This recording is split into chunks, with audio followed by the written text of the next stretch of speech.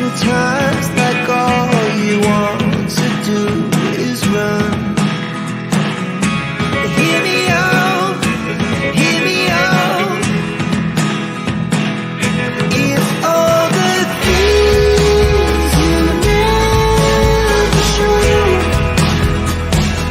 There are the things I want you to know.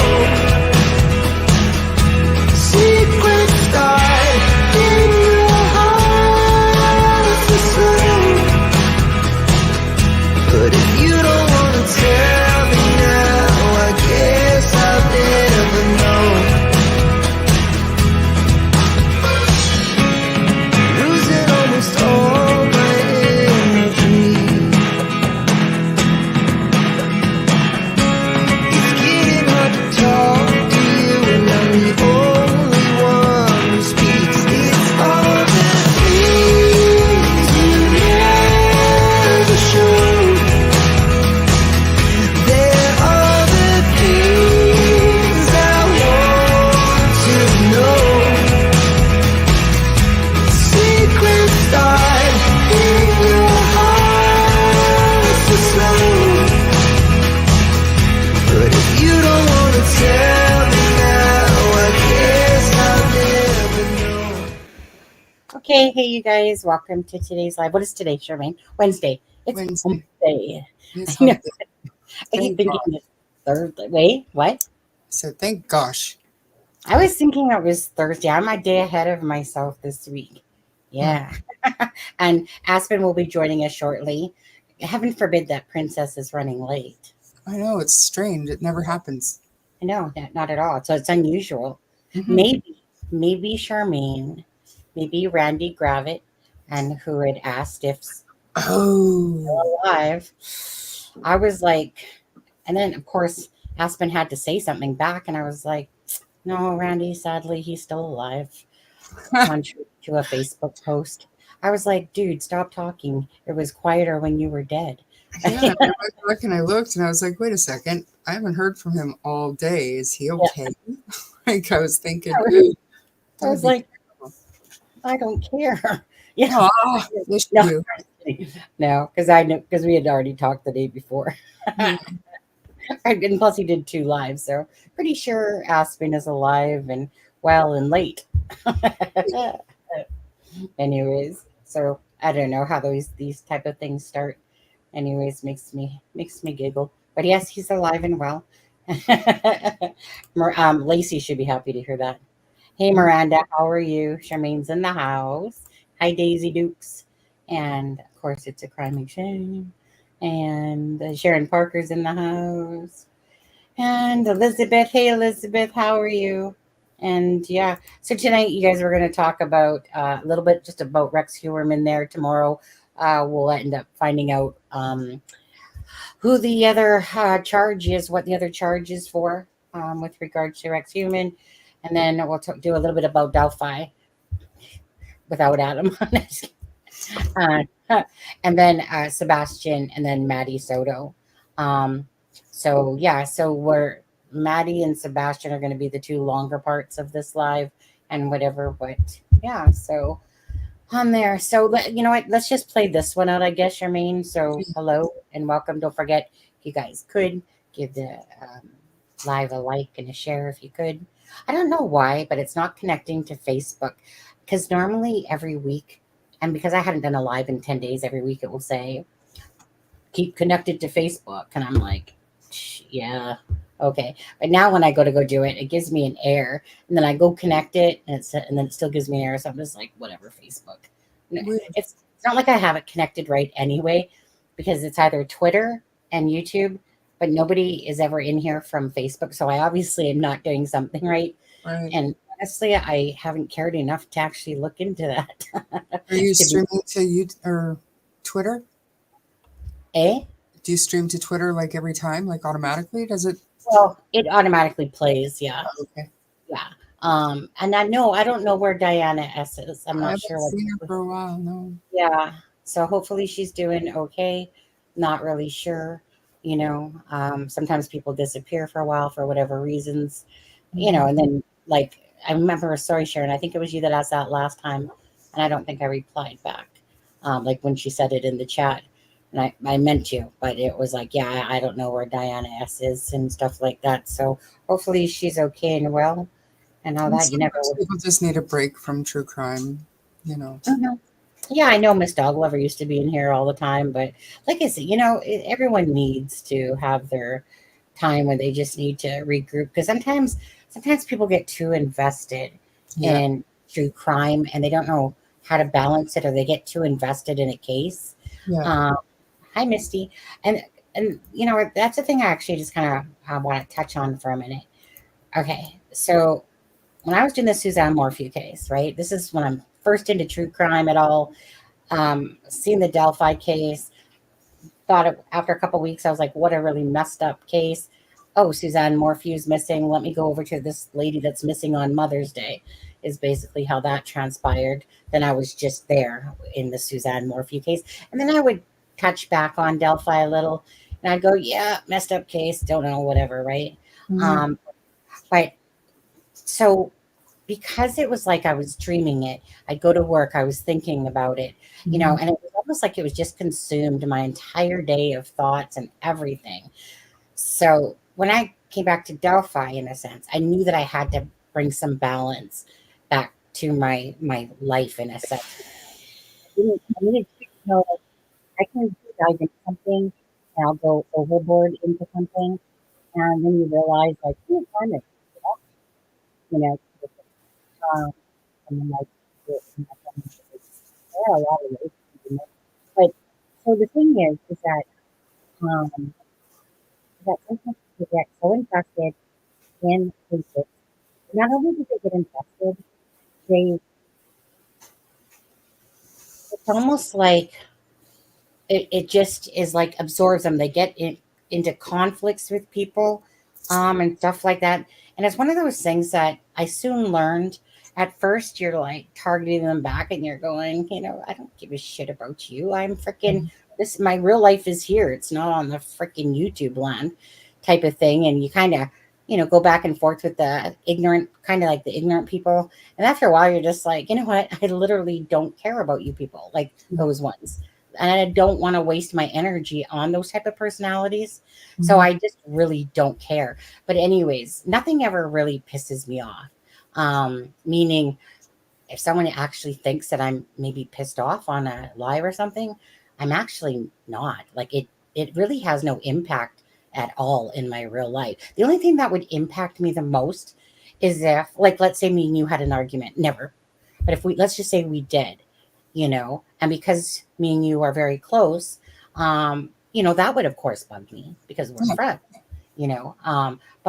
but as for in general, like people like it, like people trolling or saying ignorant things, stuff like that, I don't walk away from any of that going afterwards and go, hey husband, guess what happened. I literally don't do that. I only actually invest my time in the people that are caring, Mhm. kind, and considerate, and anything else beyond that. But I don't take that energy with me. I don't involve myself in these arguments and spats. They're just not worth it. They're too much energy. And a lot of people do get like that because I literally don't like actually looking at chats in somebody else's live because they are irritating to look at, to be honest with you. When you Mhm. see you see some good comments, and then you see all these idiots making comments too. And I honestly, I just want to watch whatever I'm watching, and I could care less what's going on in the comment section because I just like to form my own opinions, and I really don't like the side questions or like the chat that's going on there. So I actually always usually click it off so I don't Mhm. have to look at it. The only time I might look is if somebody says, "Oh, is Christopher Proudfoot in the chat?" And then he might have said something, and I go, "Oh, is he in here?" Type of idea. But Yeah. if anyone does come across this and gets too deeply involved in cases and stuff like that, pull yourself back, grab a reality check a bit because it's just not worth it. It's one thing to put yourself and to look for things about the case and to try to understand maybe what happened, like in Sebastian's case, but Mhm. to actually let it inhale my life and stuff like that in a sense, or get into this stupid drama mix that goes on between the channels. Mhm. Can't be asked. Not going Yeah, to be part of it. It's just a waste of energy on that stuff, absolutely. but that comes with age too and stuff like that, Totally. on there. So anyways, so all I'm saying is if anyone is that way, pull And yourself I back think a some little of bit. it too is self-esteem because, well, sort of self-esteem because why are they getting involved in the drama and stuff, even the absolute nonsensical kind of stuff? And to me, it's to get the views and the clicks and the likes and whatever, and that just that boosts your sense of self, I guess, like you're more important than, Yeah. you know what I mean? Like, it's kind of a weird way to put it, but I don't know. Yeah, I don't know how I else. know. My importance isn't deemed by the internet, that's for sure. You That's know. right. I had people like my picture today. Yeah. You only had, did you change your picture? No, I was kidding. I had Oh, 50, but I recently changed my picture because of that thing that my daughter did for my birthday. You know, the song oh, and dance thing. okay. I guess Every I time, didn't know. yeah, every time I looked at my profile picture after that, I got creeped out, so I had to change it. Oh, okay. Yeah, now I see it. Yeah, I'm sorry that I didn't see it. that's I'm Facebook and me. Yeah, I'd have to actually really pay attention to Facebook. Unless, so if it pops, like, let's say so I rarely ever go onto Facebook at all, besides, like, I just run around posting the lives. I don't actually, so unless something just pops in my face and it's right there as I go to it, I actually don't spend time hardly ever on Facebook. mhm. So if I'm in the chat and messenger, and honestly, Charmaine, your picture in the round circle is so small. It's like I couldn't even make out what it was, to be honest with you. So now that you're saying that you changed it, No, I mean, I changed it a couple weeks ago. I was just yeah. kidding. Like, I didn't get So two likes on my picture today, yeah, but I was just kidding.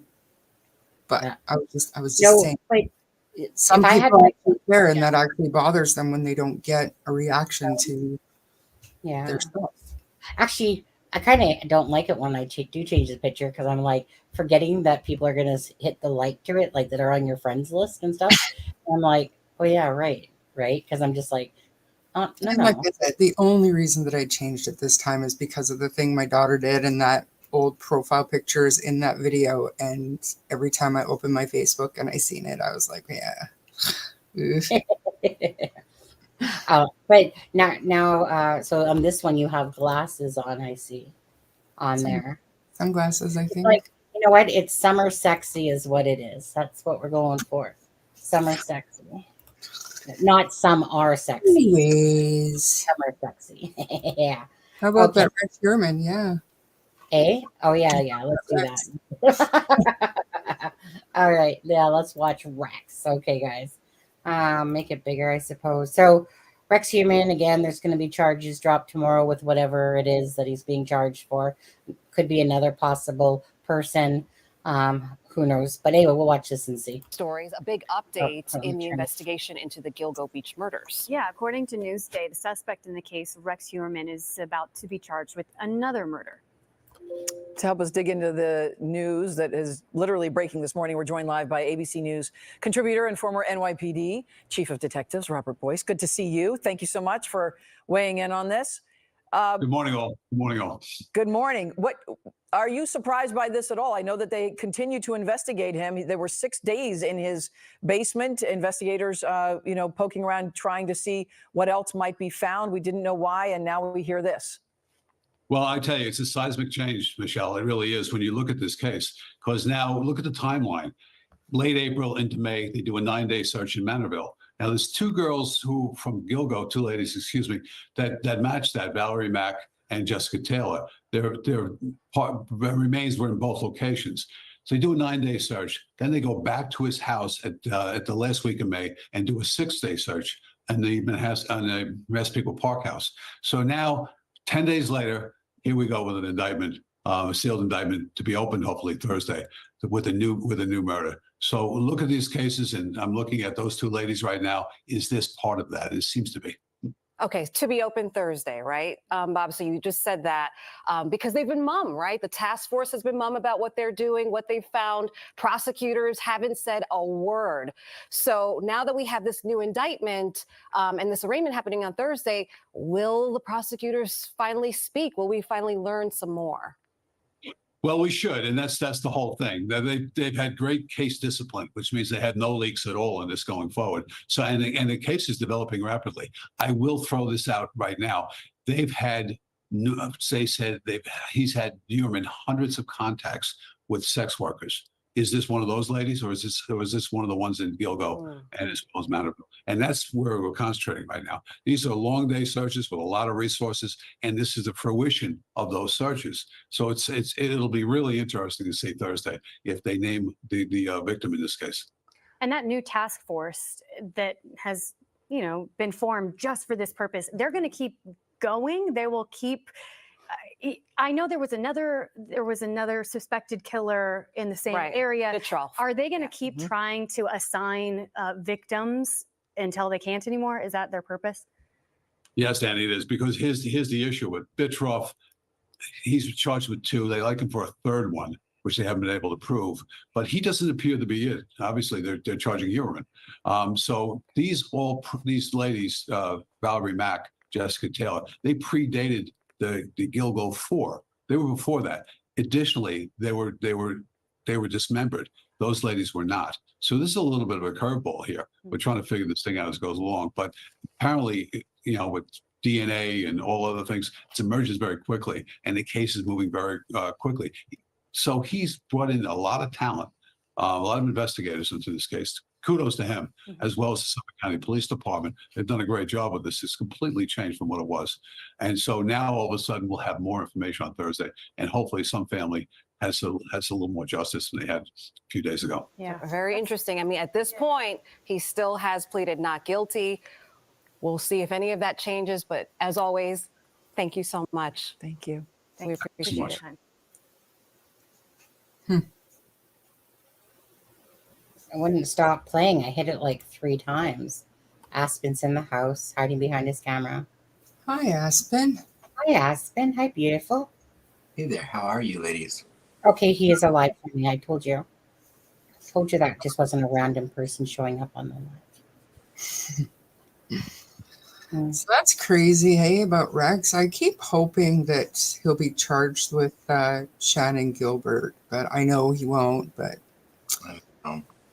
you Yeah, know, and that's not one of the ones I've heard rumored.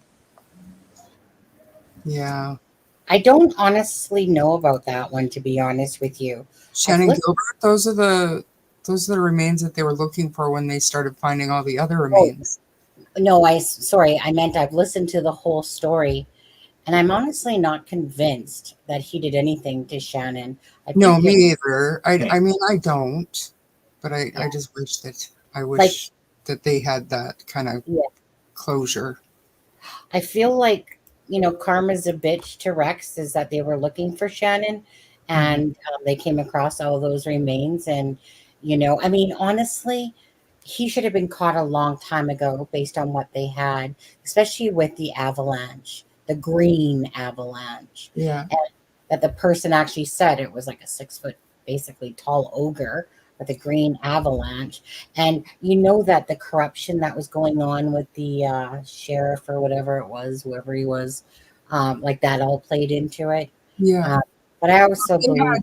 Didn't I hear that they had the same information that he was arrested on? They had that back in 2011. Yeah, a long time ago. Yeah, so yeah, I mean, because I remember that whole part when that came out about that, and like who was the guy? The guy that like sheriff or whatever he was, and he was like, dirty as well. Like, wasn't it the chief of police? Like, that's it, chief of police, and he was like a dirty little SOB himself. With S girls and stuff like that, and honestly. And I think this will be the 5th or 6th charge. I know he's been charged with the Gilgo 4. Was he charged with that last one? He was. Yeah. Was he charged with? Was it Maureen? Brina Barnes. Yeah. Bernard. Yeah. Yeah. This will be number 5. Like, just curious, because I believe that there's still more probably out there that we don't know about. Probably, but there's also, gosh, I can't remember. I did a podcast episode on it. I can't remember how many sets of remains, but I think we're talking like 11 or 12, and 2 still unidentified. Mm. Remains up there in that, well, not all on Go Beach, but in that same stretch. Right. There was the Asian Yes. John Doe, and then was there another one? I thought there was like a mom and a toddler or something that Yes. their identification wasn't released, or they hadn't identified them, which Yeah. sounds strange, but Yeah, so we'll see. I guess we'll see what comes out tomorrow, really, with that. mhm. To be honest with you. Okay, so next we're gonna go to Delphi quickly as well. So what was the paperwork that came out where was it the judge basically denied those motions to what was it? Those motions that came out a couple days ago or Yeah, it something. was just the motion to remove the mean words in her finding the contempt hearing. Hennessy wanted her to take out the whatever she said, Yeah. and that was denied. And then the other one was their second motion to have the judge recuse herself or disqualify herself, and that was denied. Yeah, exactly. On there. I'm just showing some of the pictures. Go ahead, ask. Yeah. Well, no, I mean, everyone, like the picture that's on screen now, I mean, everyone knows, well, the one before was Dairy Queen.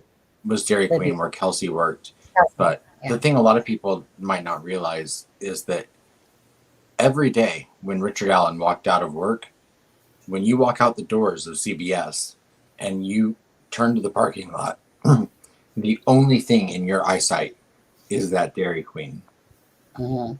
Which means if Richard Allen is the guy, then he spent over 5 years walking out of work every day and potentially staring right at where Libby's sister was working. Mm. That's just incorrigible. It's unbelievable. Yeah. I don't really believe in his innocence myself at all. I don't. There's too much. Like, I mean, like this whole, I don't know, just the whole bullshit of the twisting of the defense and stuff like that. But hey, you know what? The day will happen in court. We'll see what happens when evidence comes out and stuff like that. And, should it happen when is it? October 13th or something? 14th. The 14th. trial. Yeah, 14th? it starts October 14th through November 15th as of right now. Yeah. And then these are just shots that I took from the bridge. You can see in that picture how clear the water is on the day I was there. Did you just go to the bridge the one day, or? No, I went 3 or 4 times. Okay. This isn't all the pictures, but it was No, like the last. it's just a few of them. Looks like somebody's coming down the trail with their kid there. And then this No, is there wasn't. No one was out there when I was there. Oh, when that picture was facing that way, it looked like there was 3 people there. Yep, there wasn't no one. So, and then the video that's playing on the left is I took a 43-second video just to give the length of time Libby's video was. Yeah. And if you imagine someone walking towards you for that 43 seconds, granted, I didn't expect this little squirrel had ran out and was like dancing around A little squirrel. Yeah. Do you remember Qwerty had this one picture when he was down there, and like this orb picture up there, and I always remember that picture because it was just like, sunlight's way up there, and it was one of those things where, so let me just ask you guys, who here has ever seen an orb or believes in the orbs? This, like, have you ever seen one, Charmaine? Oh yeah, absolutely. Yeah. And Aspen, yeah. Yeah, especially in photos. Yeah. Yeah, right.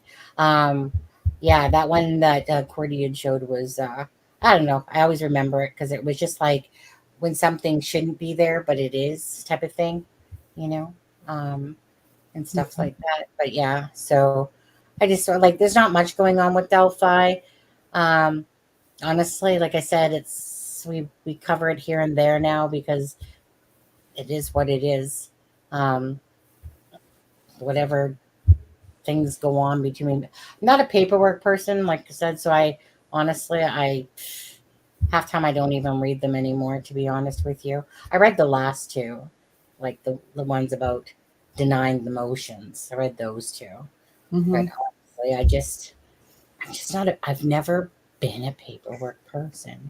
I think And I read them too, and it was because we had kind of a lull in paperwork, so I wasn't oversaturated with Delphi court paperwork, so I didn't mind reading the 7 pages in total or whatever it was. yeah. It wasn't too bad. It wasn't, trying to read a 21 or 135 page one, or you know what I'm saying? Like, it wasn't bad. But then it's hard to know what to say about Delphi at this point, because what can you say? I mean, people can make shit up all day long and keep Unless you living. want to get into the drama, exactly. Yeah, no, can't be us. There's CBS there, and that. So Sharon wants to know if you had any sort of feelings when you were out there, Aspen. Was there, was it heavy, or what was the vibe? Well, it's funny. I mean, because like I said, I went 3 or 4 times. The first time I went, it was just me. I had just gotten into town. It was probably about 5 o'clock in the evening, and I was the only one out there. You can tell by the clouds that there were thunderstorms starting to roll in, and so like there was this kind of ominous like feeling with like rumbling thunder the entire time I was out there, which was about 2 hours, and I started to leave when it really started to get dark. But the entire 2 hours I was out there that first night, I didn't encounter one other person on the trail or on the bridge, and so it was just me. And I mean, of course, I went there knowing what had happened. So I mean, of course, I was overwhelmed with emotion from that feeling alone, and after having followed the case and covered it for so long, to stand there in person and experience it, absolutely created a strong effect in my gut and in my brain. But the thing that overwhelmingly that I kept coming back to is that there's so much beauty there, that if that doesn't happen, if this horrible thing had never happened, people in that picture, you can't tell me there's not people in that picture. there's not. Look it. Oh wait, unless that's the second day I went out there. Yeah. Go back to it one more time. Call me a liar. Yeah, right there. There's people in that picture. That might have been from the second day. So okay, Yeah. So I'll have to go back and look at the timestamps. But I kept coming back to the fact that, which felt weird too, because I expected it to feel heavy and sad and all of those things, but there was such a peaceful feeling there, and such a beauty that if this hadn't happened, I mean, you're hearing the birds chirp, even though like there's thunder rolling and everything. Yeah. I mean, there's a tranquility to that area. I mean, I absolutely see the appeal of why people would go out there. I absolutely see the benefits of what spending a lot of time on those trails, could really do for your soul. And it's sad that it is, marred by what happened out there. That's, honestly, Adam, that's probably the thing here is what gets me is that you look at this bridge, look at the area around it. It's an absolutely beautiful place that I know that I would go to a lot, especially in a small town like that. But it's like, and so that's why it's hard to believe that two girls were just out having a nice day, take some pictures Right. and something so like it's just And, so crazy. and I also understand that, the the fact that half of the bridge is Yeah, is different now. I'm sure that that that attitude. added to it. I know that like the trail wasn't paved in 2017, and they hadn't built the support wall yet over where part of it had caved over down the trail. So I mean, I know there are aspects to it that would have been different back in 2017. Mhm. Yeah, But like standing at the end of the new reconstructed part of the bridge and looking at the original structure, that's where I try to focus most of my like time and looking at. Um, but no, I mean it's yep. beautiful out there. It really is, Yeah. and it's I not mean, something you expect to see in rural Indiana. I mean, yeah. Oh, 1 second, my eye's starting to bug me. It's starting to water. I did not cross the old part of the bridge, mainly because the first time I went out there, I figured it was going to start storming at any moment. It was almost dark, and I was completely by myself. I felt like that was probably not smart. Probably not a So, good idea. so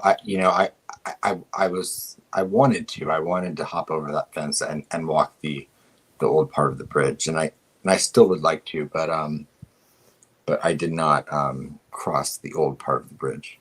So you don't have a Plus, fear of heights then? I do have a fear of heights, but it And wasn't you- gonna. But I decided that wasn't gonna stop me if I went there. That I wanted to cross it.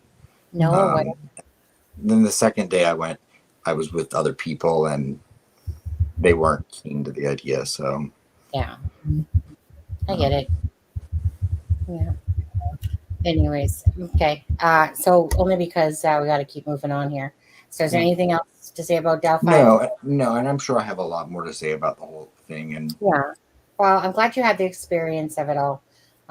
Even if the hearings didn't happen and different things, but you got to meet Becky, you got to meet Tom Webster and Deb and a bunch of other people, um, you know, um, and Mel and Chaotic and stuff like that.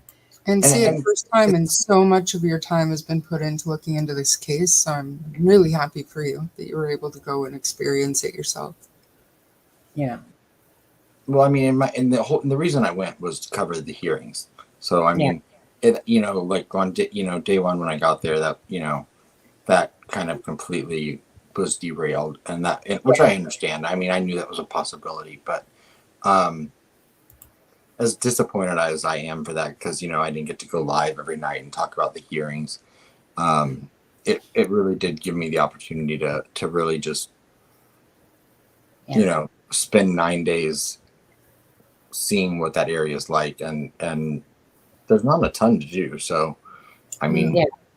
I really just kind of tried to pop around and see what it was like to live there. Mm-hmm. You didn't pick mushrooms with Hoodis while you were there? I did not. I did get to hang out with her twice, and hopefully if I go back, I'll get to hang out with her more. Because she'd probably But- ditch you for mushrooms if it was between you and the mushroom, to be honest. I feel like Right. that. Yeah. And everyone lives there. They've got their real lives to just keep going on about. So they can't just, be like, okay, I'm going to hang out with you every day. Yeah. Right. Yeah. Is it, do you Meaning have, she just didn't respond on my calls. No, I'm kidding. do you have any intent at all to go when the hearing actually happens? Or no? Do you think the hearing's going to happen? They haven't rescheduled anything. It was just flat out canceled. Do you mean when if they say they were to reschedule the motion and eliminate Yeah. that hearing, or do you mean the trial? I'm in the trial. Wow. I meant the hearing. Mm. I mean, I don't know. it's a it would be a 5-week long commitment, and that would be That's a not lot of money and time away from my real life. But yeah. I don't know. When I left Delphi, I told myself that if that was it for me, and if I felt like I was like, okay, it's okay, if I can That fade is away from the case and and let it play out. But I yeah. know there's a part of me that week, depending on the week, changes as far as whether I want to jump back out and get out there again or not. Yeah. So And it's honestly, when you think about it, it's not that far away. It's No. really not. no, Like it if was it a 10-hour happens, drive. no, sorry, I meant months wise. No, I agree. Yeah.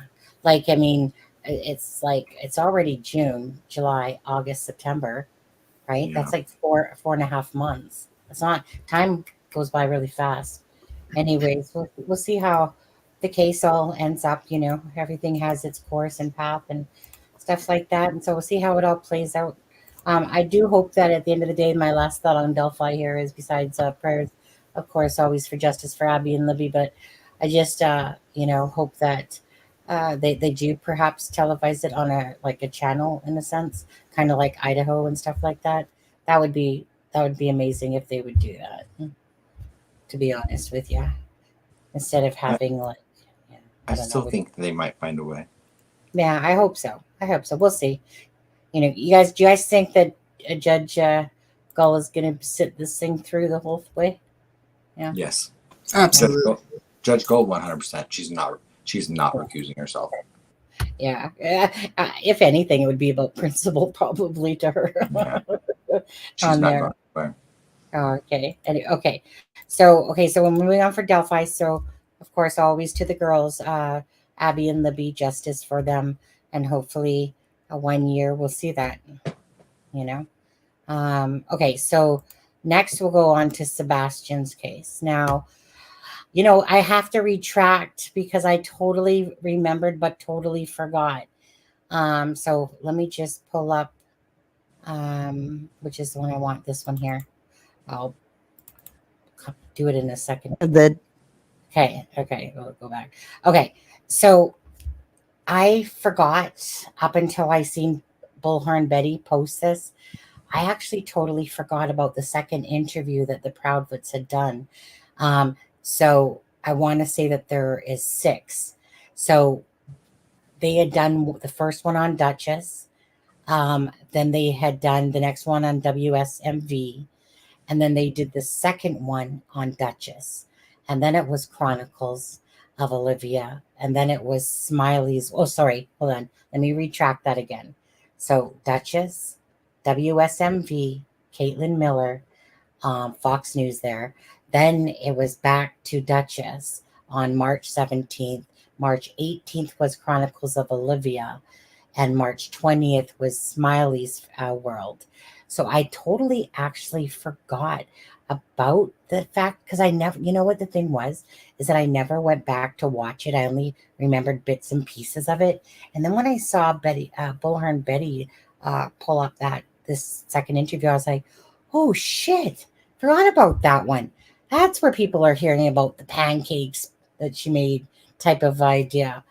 But so at the end of the day, bottom line is today is 101 days for Sebastian Rogers.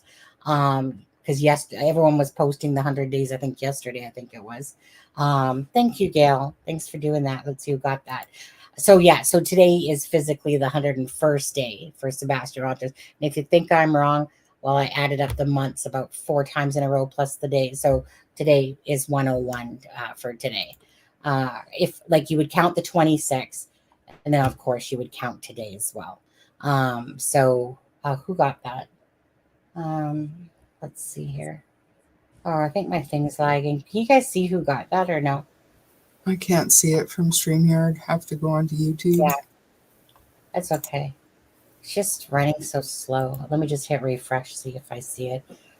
Let's see who got it, Gail. Hi, Babs. How are you? Yeah, it's being very slow. Usually, the studio is behind. Viewers may, I know. Um, let's see. Oh, is that Daisy drop? Okay, wait. Oh, Misty Free Spirit. She got that one. So Misty, that's from Gail.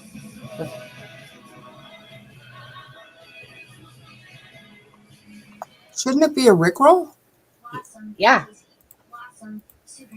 I was just gonna say. Oh, okay, because Daisy. That was nice of you, Daisy. I feel like she said Blossom. And look at you guys. Where are you guys? I'm the one Blossom, Daisy. Adam's still hiding behind the camera. And Charmaine, what did you dip? Charmaine dipped. I did not dip. I had to go get a sweater, and I'm not ready yet. This lip gloss is running out. I don't there. gloss, but I'll spritz myself with like body spray. I don't gloss. On there. You'll spritz yourself. I don't know why the Rickroll didn't happen because that one came up pretty fast. I just happened to be in studio, seen it come up, and then the music went off for that one. So I feel like Rickroll was jilted and it might play, but I guess we should do it anyway. Well, thank you.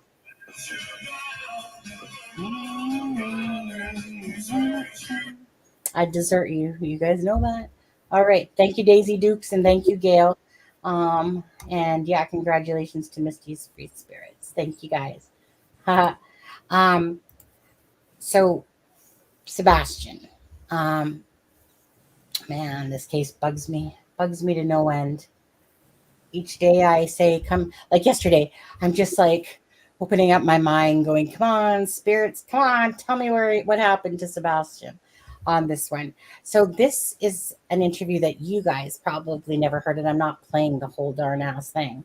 It's from the Duchess, second interview. But anyway, my thing is this, is that you're trying to look at all the different angles of what possibly could have happened. But see, listen to the first part of this, okay? Polygraph was that you passed. Is that both of you passed, or can you say? Yes. Yes, both of them. They want to know that you definitely took a polygraph and passed because it got cut off by a different question. So the question was asked about the polygraph, and then Crystal got specific and said, did both of you pass? He said yes. That's no different than his Facebook post, right? Now, then, so there was this person named Arctic on there. So here, Duchess was that Arctic dude there. So Duchess was clearly asking the question again, right? And so then she's like, so can you tell us more about the polygraph or whatever? And then all of a sudden he cuts in with some random ass question and totally cuts off the question that Dutchie just asked him. And I'm like, dude, so that's why. So a while later in this same live, she goes back to that because the person in the comment section said, can you please go back to the polygraph thing because he was cut off by another question. So he says, Crystal says, did both of you pass? And Christopher Proudfoot says yes. And they feel like you did not answer that. So I'm just asking one more time. This is the last time, guys, I'm going to revisit this question. Okay.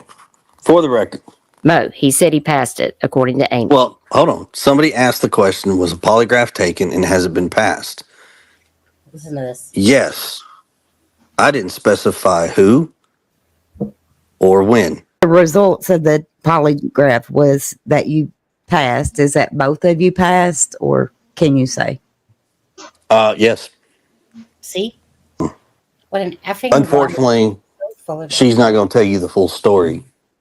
But there's always, remember, three sides to the truth: hers, mine, and the truth in itself. So you can figure it out.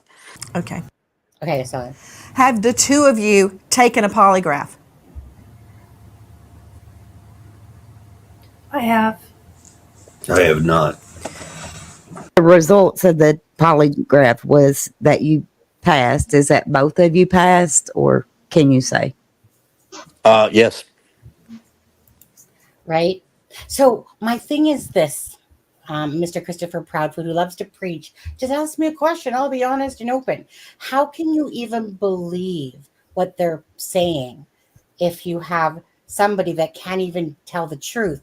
And then later on, when he's asked about it, and he's like, well, I didn't say who or when. No, she specifically said, and you answered it, Christopher. Not only did you answer it there, you also answered it on Facebook. So meaning if you're listening to people and then that happens, can you trust them anymore for them being honest and truthful? Absolutely not. Of course not. Gail, no. I wonder what's going on with Rickroll. I'll have to play another one. Thank you, Daisy Dukes. Let's see who got that one. Or not Daisy. That was Gail. Again. Yeah. And that one, CJK got that one. All Congrats, CJK. Party streamers. Ooh. Thank you, Gail. That was nice. Yeah. Gail's doing the tease, but the thing is, oh, there you go. Why didn't it play the first time? Yeah. Best song ever. I know, right? Well, it's one of the best songs ever. Yes. I'm just kind of wondering where Rick Astley is lately, let alone everybody else, by the way, on there. but anyway, so yeah, so we're gonna listen to more of that. There's a couple things that I wanted you to listen to, and then you're gonna listen to about the spaghetti pancakes and stuff like that. Aspen and Shemaine, I don't think you guys have ever heard this interview, to be honest. No, I haven't, for sure. Yeah. So my thing about this is Katie's told the story 3 times before.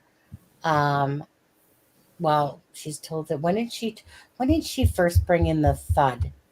It wasn't the first. It wasn't. No, the it was wasn't it the second interview? I don't think she did that. But I think, wasn't it she might have. The hands? Okay, the hands one is the fourth one then, because now that I know that I forgot about this one, it's the fourth one. I don't know if it was that one, because in other interviews, so Nancy Grace was the first interview where she actually said the whole bit. Mm-hmm. Well, that was the first time that she was actually asked about that, because she had mentioned it in passing before.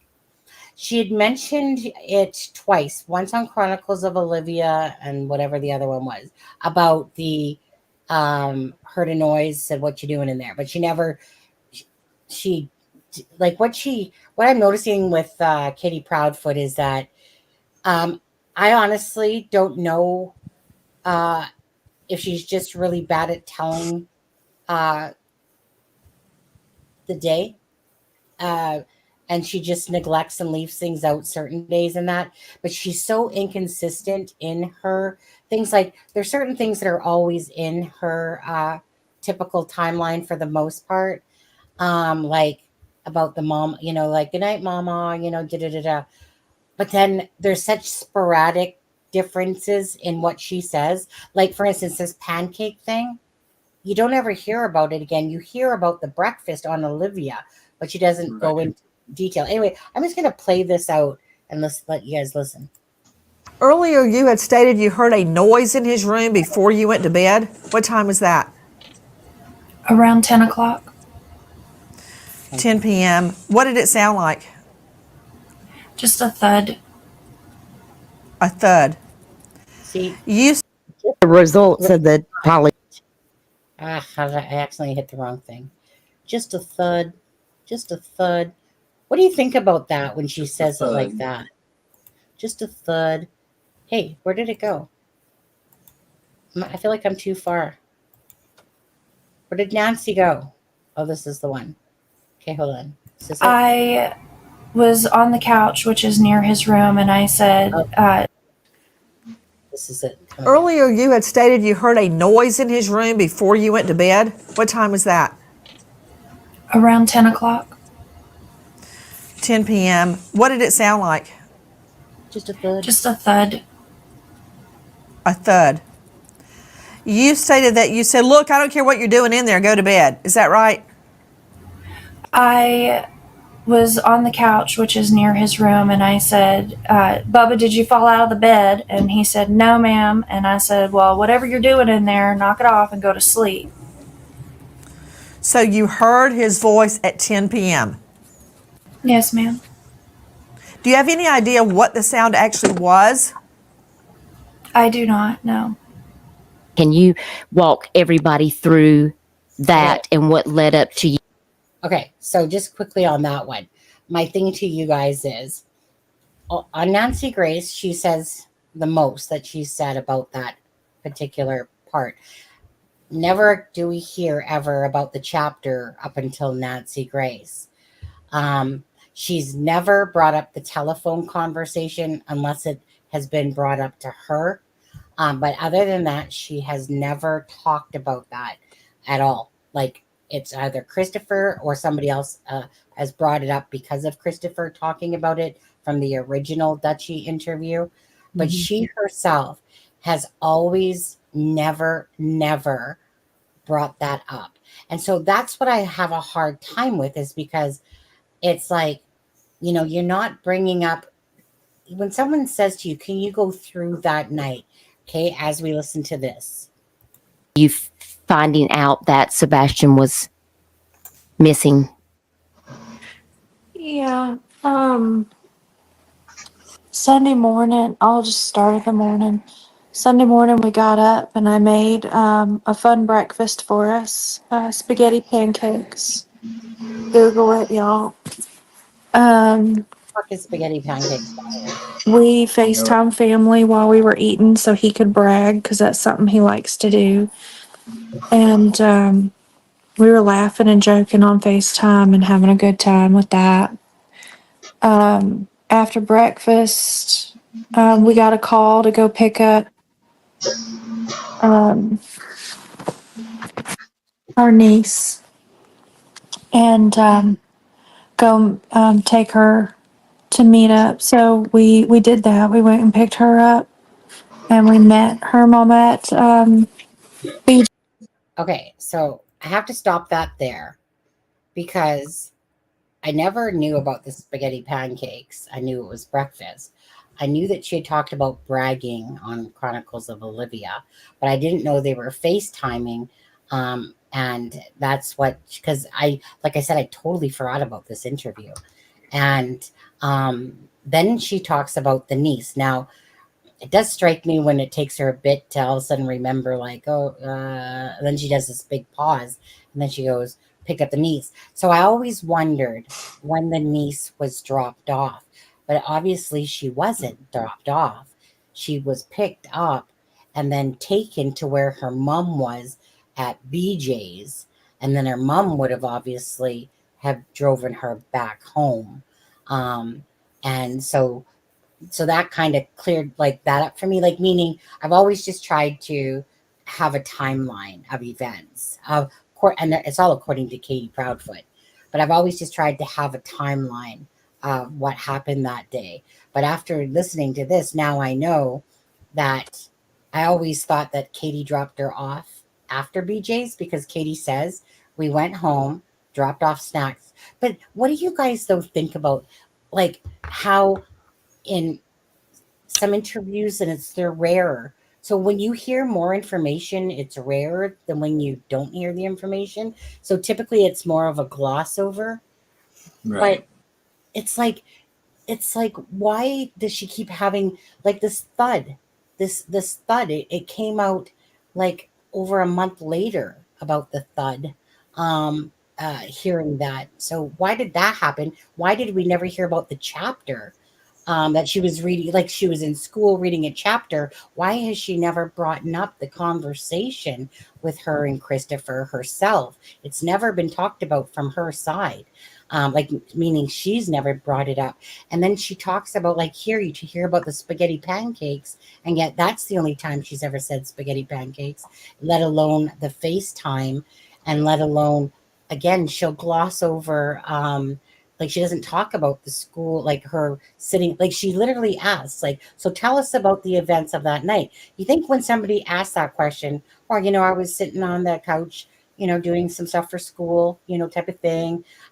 Me and my husband were talking for a bit, and like, but with her, it's just like either you hear it or you don't hear it, and then all of a sudden you're just like going from interview to interview, going copy paste, copy paste. Oh, she said this, but when she's clearly asked, and she's still like, even when she talks about the night, it's only because Dutchie brings it up and says, well, you were on the phone call with your husband on there. So I'm just wondering, like, what you guys think of these constant inputs of information and not bringing in the information.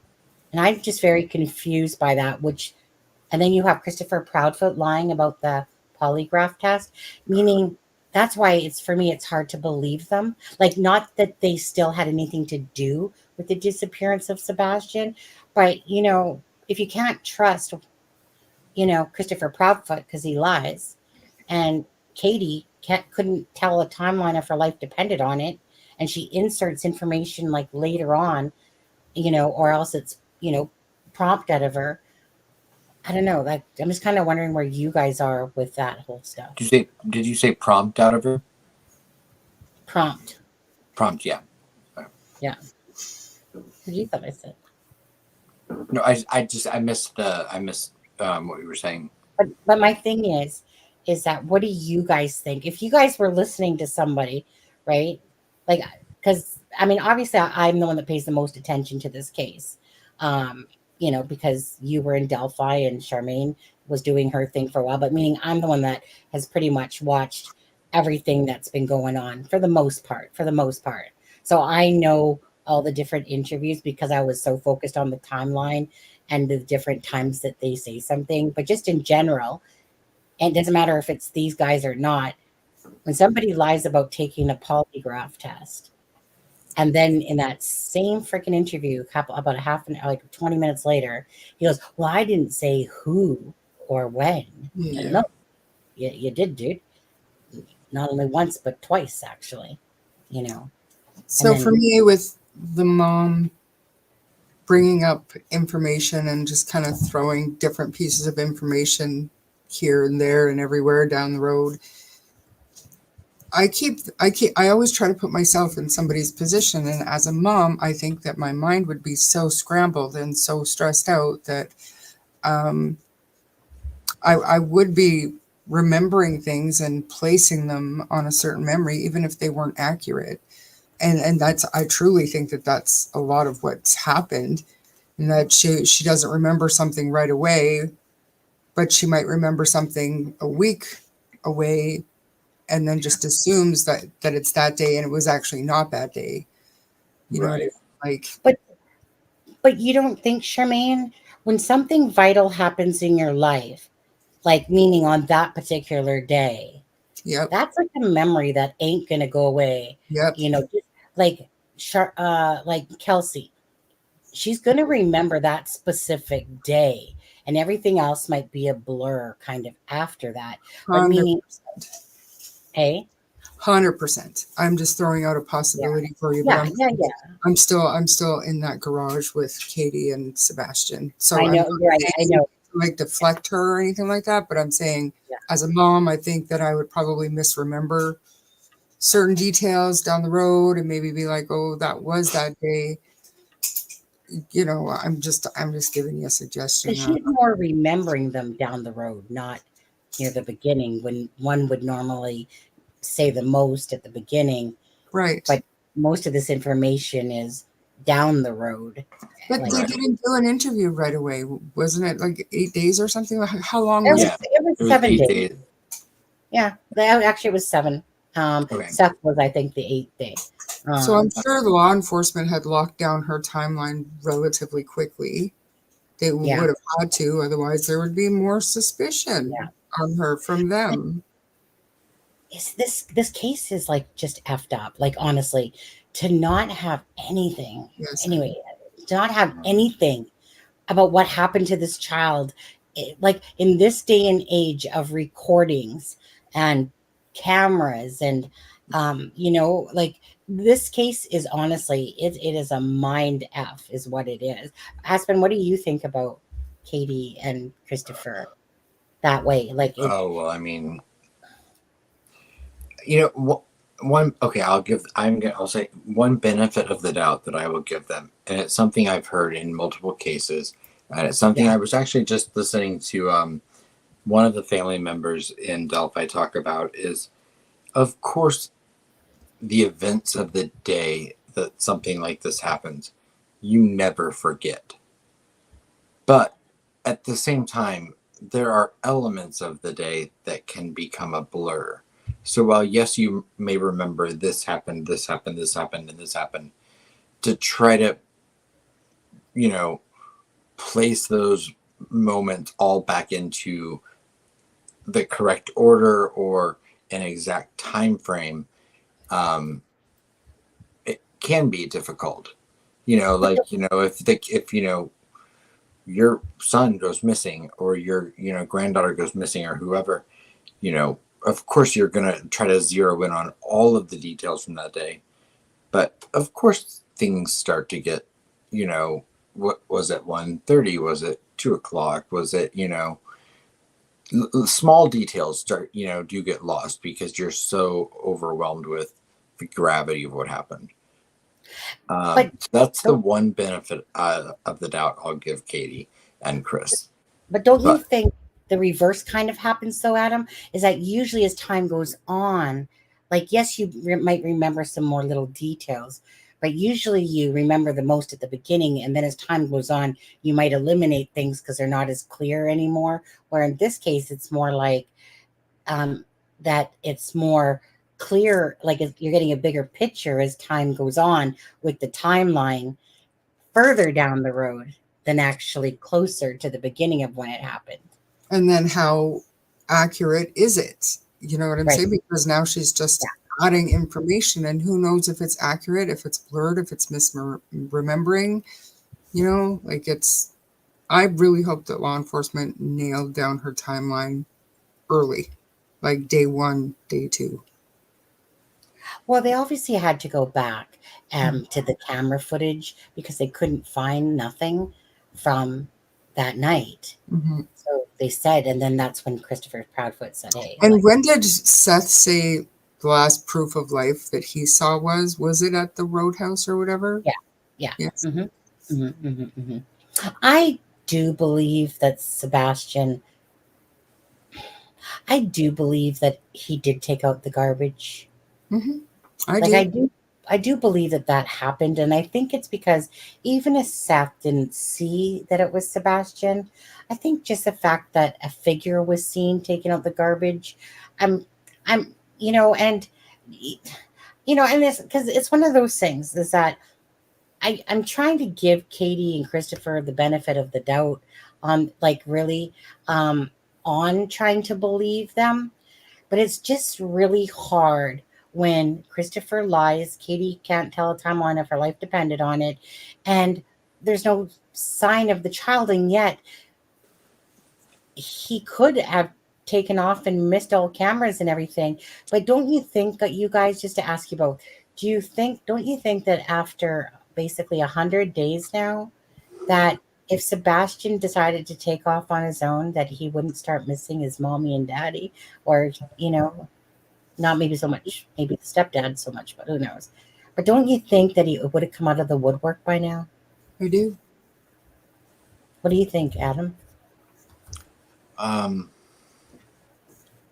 don't see a way that, given what we know about Sebastian's conception of the value of money and what money he may have even had, I don't think there's any possible way that if he left that house on his own, that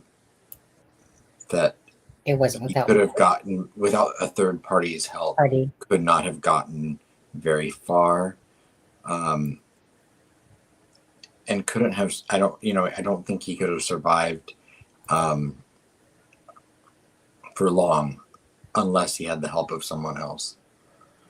I'm just still never seen a bit of evidence of Sebastian leaving that house.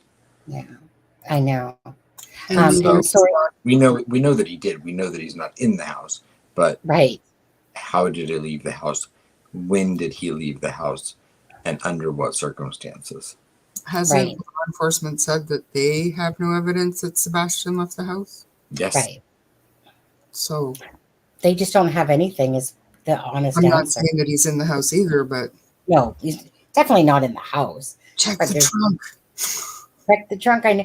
Well, the thing is that that's the thing, right? You know what? Let's just play out more of this to listen to a timeline again.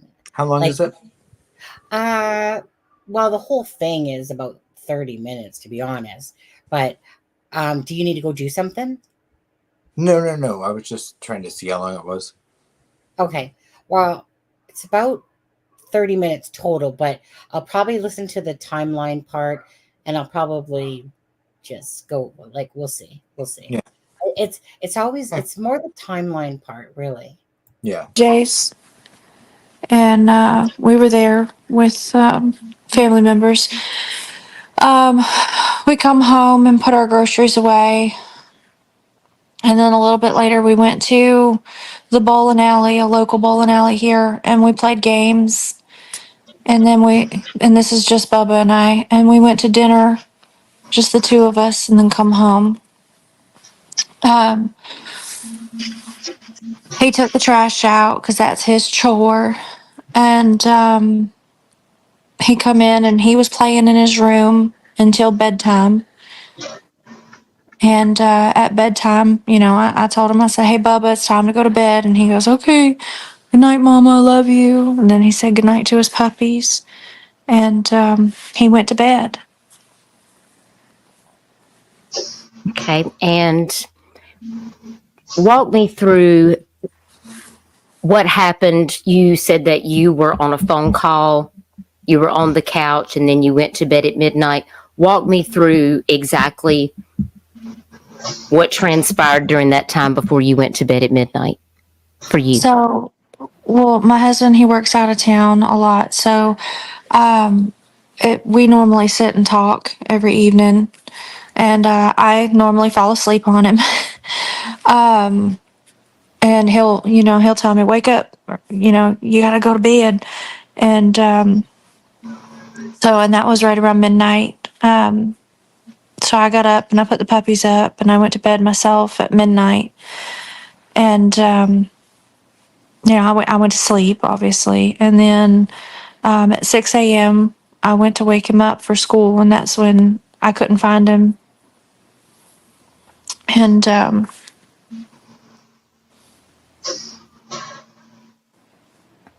sorry. It's okay. It's okay. Take your time. Take your time. Tell me, did Sebastian take any type of medication before he went to bed, or that would make him sleepy? Or if he did take medication, it was just in the morning, or did he take medication at night before he went to bed? He did take medication nightly and daily. Okay. Just for HIPAA reasons, we will not disclose I what the understand. medication is. I was just trying to think, if there was something that might have made him sleepy, like if he would have woken up, all these different questions that people have asked me. So, Right. But you don't have to disclose any particular, nobody needs to know that, specifically. I just wanted to ask.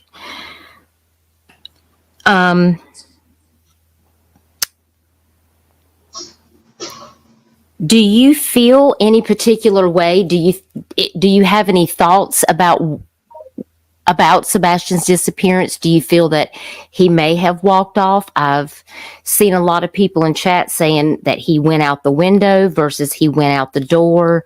How did the door get locked? That you found the door locked? Can you walk me through exactly what that looks like and what you found? Was the door locked? What do you think may have occurred for him walking off versus Well, I'll tell you that he's this. with someone? Okay. We didn't find any signs of the windows, but and without disclosing the details of my door locks, I will I say that understand. Sebastian regularly and consistently went out and locked the door behind himself. Okay. Okay. All right. Let me get over here because I have some other questions. Just before we carry on more, sorry. She didn't talk about the thud here. She didn't talk about anything really. She actually didn't even bring up the phone call until, like I said, that she did it. Christopher Proudfoot, for the most part, like he does typically, takes over the conversation. Probably Correct me, the biggest. Go ahead. correct me if I'm wrong, Sonny, but their their their exterior locks to their home were keypads and Correct. not an actual key lock, which means every time someone accesses a door, whether to unlock or lock the door, there's a record of that. Much like when you swipe a hotel key. So Right. Yeah. that's trackable. So if Well, Sebastian walked out of that house and locked the door behind him, like she said he often would, they should have had a very concrete timestamp on any entrances or exits from that house that night. but that would only be if it was Bluetooth or Wi-Fi. Like I've got a keypad as well, and I know to unlock my door, I need to put in my key, like my PIN. But when I leave and I lock the door, it's just hitting a number. It's like Right. it's hitting the lock button, one button. But I don't think it they don't even they don't even access your Wi-Fi. They have an internal system. I'm trying to think about that, to be honest, because I know what you're talking about, Adam, from working at the hotel and how it accesses time.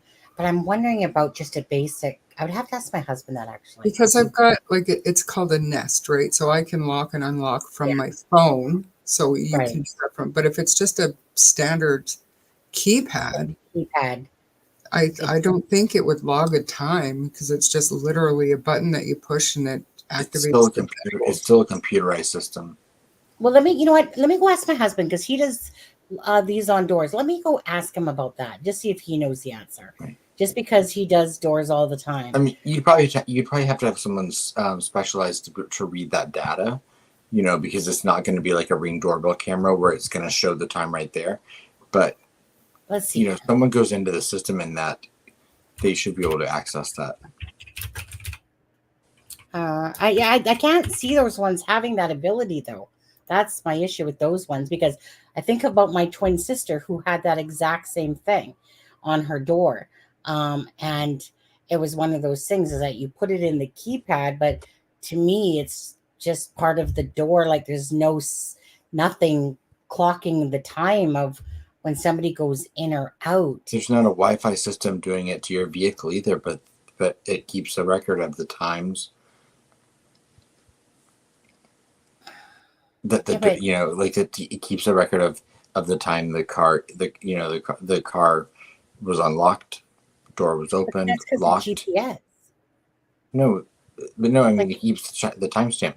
It can show. It doesn't always have to show the location, but if you look at the what an old car, you wouldn't be able to, somebody opened a door. door. They didn't have those systems in old cars. Yeah, I know, but that's what I'm saying. Like this is just a basic door lock, not with any sort of tracking thing. I don't believe, Adam. I can't like that. Like honestly, maybe, but for some reason I can't picture that. No, I think it's just a battery operated thing. It's not that technical. Let me go ask my husband. It could be. I mean, like I said, I've got it's called the Nest, and I can control like my heat, my air conditioning, and my locks to my doors and all of that through my phone. So yeah, that way. But just the keypad itself is just something you go buy at a store and you buy batteries and I don't know. I don't know.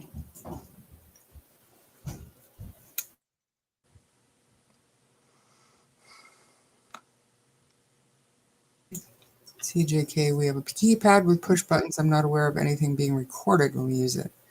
I mean, it's not, when I say recorded, I don't mean something that would be known to the user. It's like, just like the internal information in a vehicle now. We don't know. We don't have access to that. We don't get a notification that our door was unlocked at 2:45. I'm just saying those things are saved sometimes in an internal computer system, which doesn't have to have Wi-Fi or internet or any other capabilities other than an internal system that the data can be extracted from. Could be. Possible. How else do you think it's like, in the simplest terms, it's kind of almost how you can go back on a calculator. If you made a mistake and you can hit a back button, it takes you back to the last thing you did because it keeps an internal record of it. Yeah, but not the phone, Ivy, because your phone is connected to a network. Even when it's not, I guess. I don't know. Computers kept internal data long before the internet was ever connected to anything. Yeah, but I don't think you can buy a lack of a better term, a computerized keypad for $60 or whatever, right? Yeah. I'm going to think definitely. I'm going to think not. I was talking to my husband. He's like, or if it was attached to an alarm, yeah. And I'm like, well, yeah, then it could be. But I honestly, They had alarms. Pardon? And they had alarms set up to it. Remember? They don't have alarms. No, they were asked if they had alarms by Nancy, and they said no. That's what was crazy. Was that it's something that I would look into, which I'm sure they have if it's possible. But that's what I guess that's what I'm thinking, Adam, is that if that was possible, they would have known what time he left out that front door in the morning. Didn't. So, hey, or didn't. Yes. And that was my point, is that they may know that information. And it may be one of the factors that led to them changing this to a criminal investigation. But they didn't change it to a criminal investigation. They haven't. They didn't? Nope. Right. They didn't. One of the news channels. Oh, that was right. That was a rumor. Yeah. Yeah. Sorry. Yeah. Well, and then someone said, and then I think it was F Investigates that said something like, well, because it's an Amber Alert, it's a criminal investigation. I believe that's what he had said. And then a news station had called it a criminal investigation, but they have reiterated many times it's not a criminal investigation because they literally have nothing to show that anything happened to Sebastian besides he's just gone and missing. So who knows what they truly have, but they don't have alarms, don't have a Ring doorbell camera. Christopher Proudfoot, I know he said both ways, that he didn't have cameras and that he did have cameras. And when it's brought up, sometimes he goes basically oh, I can't talk about that. And darn well, because I'm thinking in my head, okay, so you do have cameras, because why are you, but because it's like he said he did. But I remember the first time he answered, it's kind of like his whole polygraph shit, because he lies at his convenience. And it's like, instead of just telling the truth, to say that, no, we didn't, he wanted probably to portray to the public that he did take the polygraph test because people are all on his back. And it could, he's more about self-preservation, about how he looks. He really is. It's really sad. And to listen to that dude, to be honest with you, because he really comes off strikingly about always preserving, I know that he gets asked questions, but it always comes off as sounding like someone who's narcissistic, doesn't overly give a shit about Sebastian. When somebody's being sincere and then somebody's talking, like Seth talks, and then you're almost listening to every word he's saying. You're believing in what he's saying. It comes off with sincerity. And then you listen to Christopher going, and everyone just can hardly wait till he walks in that door. Oh, yeah, he's such a good kid. You know, the whole world, and you're just going, "Oh, dude, shut up, please." You know, a non-biological parent, for the most part, it's not your child. It's different. You're not gonna have those same emotions when it's not physically your child. As a parent, I know this, you know, and so he strikes me as that person that really, Sebastian's in his life, but if he could probably have his way, he probably would wish that he wasn't in his life more so than in his life. He seems like he's a bit to handle, you know, but I don't know. I don't know. Okay, let me play some more. Unless you have anything else you want to add. Oh no, I'm just intrigued. I'm listening. Okay. That are coming in.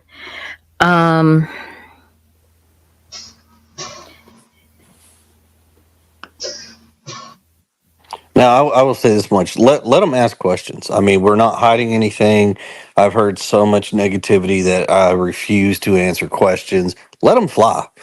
I mean, I'll Okay. be respectful on my responses. I would hope they would be respectful in their questions, but please let them. Well, that's the problem, is that we already heard him lie about the polygraph. So when he says let them fly, you know, you go ahead, Christopher, but then when you're answering them, like I said, the polygraph right there showed you lied. You were being deceptive in your answer. And then you're trying to play stupid mind games about, well, I didn't say who or when. Yes, you did. You clearly said that you did when both were taken. Did you take one? Yes. So both of you, or whatever it was?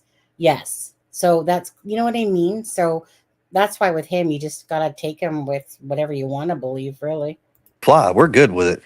Okay. I'm just going to, Crystal, Arctic, do you have a question that you want to ask before I take a few questions from the chat? I do. Okay, go ahead. We know that Sebastian was high functioning, had high functioning autism.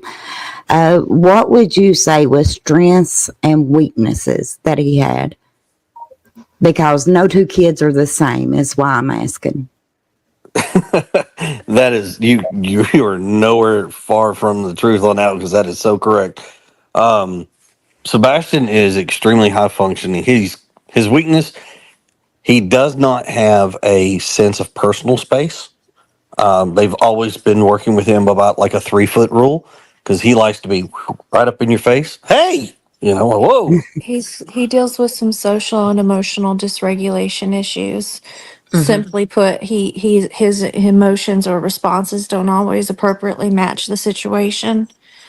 And socially he can be somewhat awkward interacting with others because he doesn't always match, like, I don't know how to say it right. Like, someone will want to talk about one conversation, but if that's not the subject he's fixated on, he will just railroad over that and go right back to what he's thinking.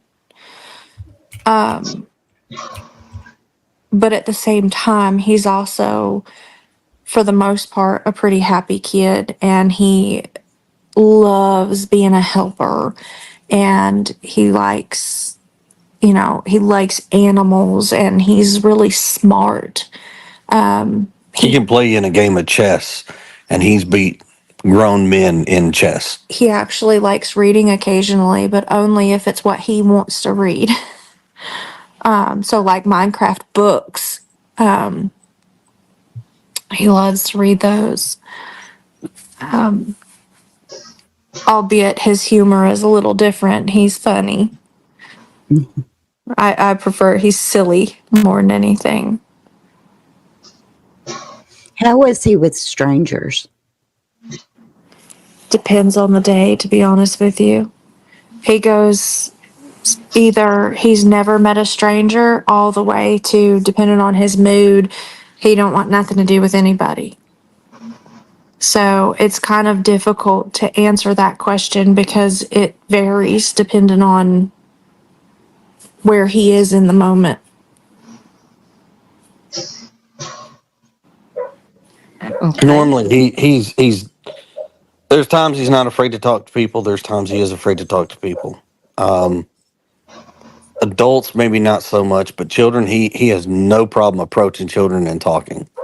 For the most part. For the most part, like I said, it just depends on what mood and what day of the week you catch him. Okay. Arctic, do you have a question you'd like to ask? I just wanted to know if maybe thinking back on it, is there anything you can think of that seemed off or out of the ordinary prior to him going missing that during the night before you noticed he was missing? I honestly didn't notice anything that was like, oh my God, that's weird, you know? I mean, we had a really good day, you know, he wasn't in trouble at all. We went to bed on a good note. And I don't know if maybe he just wasn't saying something, but nothing. And I've gone over this so many times. I'm ill, but I didn't see or notice anything that was like red flag, you know? Okay. He didn't have any meltdowns or anything like that seemed off. No, he was actually really well behaved that day. He was even keel for the most part all day. Can I ask the question? Sure. Was that unusual for him No. to be well behaved all day? Not necessarily. And Sebastian goes through phases. he's got streaks where he's great, and then it's like he, Goes through remission. yeah, like he'll screw up and he'll get in trouble, and then he'll be good again, and he'll screw up. I mean, he's like a typical kid, in a sense, but he just has autism, and I mean it's hit or miss. But like he'll be doing really, really great for a few weeks, and then all of a sudden it's like he'll flip a switch. Sorry, and and then we're working on going to the bathroom, and we're working on manners, and we're working on attitude, and then and then we'll go through that phase, and then we'll go through and he'll flip the switch again, and he's doing really great. He just goes through. I understand you know, that it's like completely. Trust me. progress, backpedal, but it. Now, when I saw on social media, some people were talking about Seth had spoken on, I guess it was, maybe it was the Pascal show that he recently spoke on, and he was talking about how at the end of the school year, Sebastian was supposed to come and live with him. And can you tell us anything about that? Is there anything specific to know about that? I think a lot of people have been saying some very interesting things. According to some posts that I saw, apparently it's because Chris, you are, that he's scared of you. That he's scared of you, and that you're bullying him at home. And I don't like to ask these questions, but I feel like this needs to be addressed because I just want you to talk to us about why people are saying this, and why people are also putting online that you have domestic violence charges. And I just wanted you to talk to us about that. If you, whatever you feel like you can tell us, so we can try to reel that in. No, I'm okay to address every bit of this. Okay. So you mentioned Sebastian's afraid of me. Well, that is a loaded question, because somebody who has released some information out there from another show, who I won't put his name out there, allowed somebody to say something. Now, mind you, when you have a teenage child or teenage children, all parents know this, your children are not going to like you, because you're not there to be their best friend. You're there to be a parent. And as parents, you have rules they have to follow. If they don't, there's consequences. Sebastian will say One day he's upset and mad at me for something, and 20 minutes later will run up to me, throw his arms around me, cry, and say, "I'm sorry and I love you." So, when you get in trouble, of course you don't like your parents. He said the exact same things about his father, but that's when you set him down and say, "Look, bud, parents." Second here, because Proudfoot kind of likes to pussyfoot, or like Ivy's been saying exactly my thoughts there. He doesn't seem to think that anything's wrong. They talk a lot about that he wasn't in trouble. It's like they half talk. Don't you guys feel like it's like a 50-50? Like half of what they say is, oh, like he's so smart and he likes this and he likes to be a helper. And then the other half is always about, oh yeah, I will just call him. He's not necessarily funny, but he's silly, and it depends on which day of the week, and if he's going to be good that particular day, it could flip a switch. Don't you guys feel like they're kind of like a 50-50 thing? It's like half of what they say is always about the negative side of Sebastian, and then the other half is them putting in the positive. I don't even. It always feels like it's a 50-50. What do you guys think? I agree with you 100%. What do you think? So I think Sherman's on the phone. What do you think about that, Adam? Just in the play of Sebastian, like in regards to the Sebastian's case, about, are you hearing more of positivity, or does the negativity stand out more? Without putting my own kind of spin on it, Yeah. I want to feel positivity so badly, but I really just feel like kind of a lackadaisical approach to some of it from certain parties, and I'm like, I don't get it. Yeah, and I'd probably use that term myself.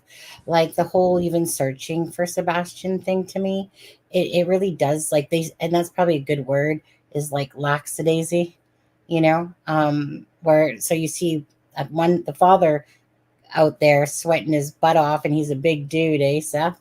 So that must be hard on his body, let alone his health issues and stuff like that. And yet, when I go to Katie and Christopher, it's just more like a, Sebastian, if you're out there, we sure do hope you come home one day. I mean, I don't understand if he did go out the front door, why the dogs that she put up weren't barking. Those dogs would bark. Okay, they would bark at the sound of hearing the keypad, let alone the door opening. They would just, those type of dogs would yap. You can hear them yapping in the interviews just by talking. What do you think about that for going out the front door? Yeah. And the dogs are right there in the living room. Didn't Is happen. where, pardon? It didn't happen. He didn't go out that front door. Yeah. I mean, not tough. Yeah. Katie was on the phone with, Chris that whole time, right there. It didn't happen. Only once does Christopher actually himself, and I believe it was in the Web Sleuth interview, I want to say, the one that turned into a freaking, like kind of like drama shit, a Jerry Springer thing at the end. But anyway, when I lost my train of thought because I was too busy thinking about the dogs. Shit. What was I going to say? What were we talking about, Adam? Remind me. Walking out the front door and the dog scream. Christopher, the only time he ever says about him being on the phone with Katie, that was the first time. I was always waiting for him to say that he was on the phone, knowing that the phone call was between 9:43 to 9:46. And I'm like, so if it was around 10, you were on the thing. And so finally in the Web Sleuth, I heard him say, and I was on the phone with her. He never said it any other time besides that one time on there. And so I know that they said about like the window that, like we looked at the windows and, like it doesn't seem like he had gone out that way. But, the one thing that a lot of us are like, because I played it early on, There's one piece of the clip, or maybe I didn't put it in there. So maybe I didn't put that piece of the clip in there from Nancy Grace. It was when they're talking about the police and the items that they took. And Katie says that they took clothes and a blanket that Sebastian had every night, that he always used and had every night. Which the way she said it would remind me of my son. He has a special blanket. You don't think that special blanket's going anywhere with a kid that's running away, or, let alone anything else, right?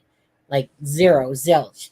And that he left the front door and just opted not to take any shoes with him at all.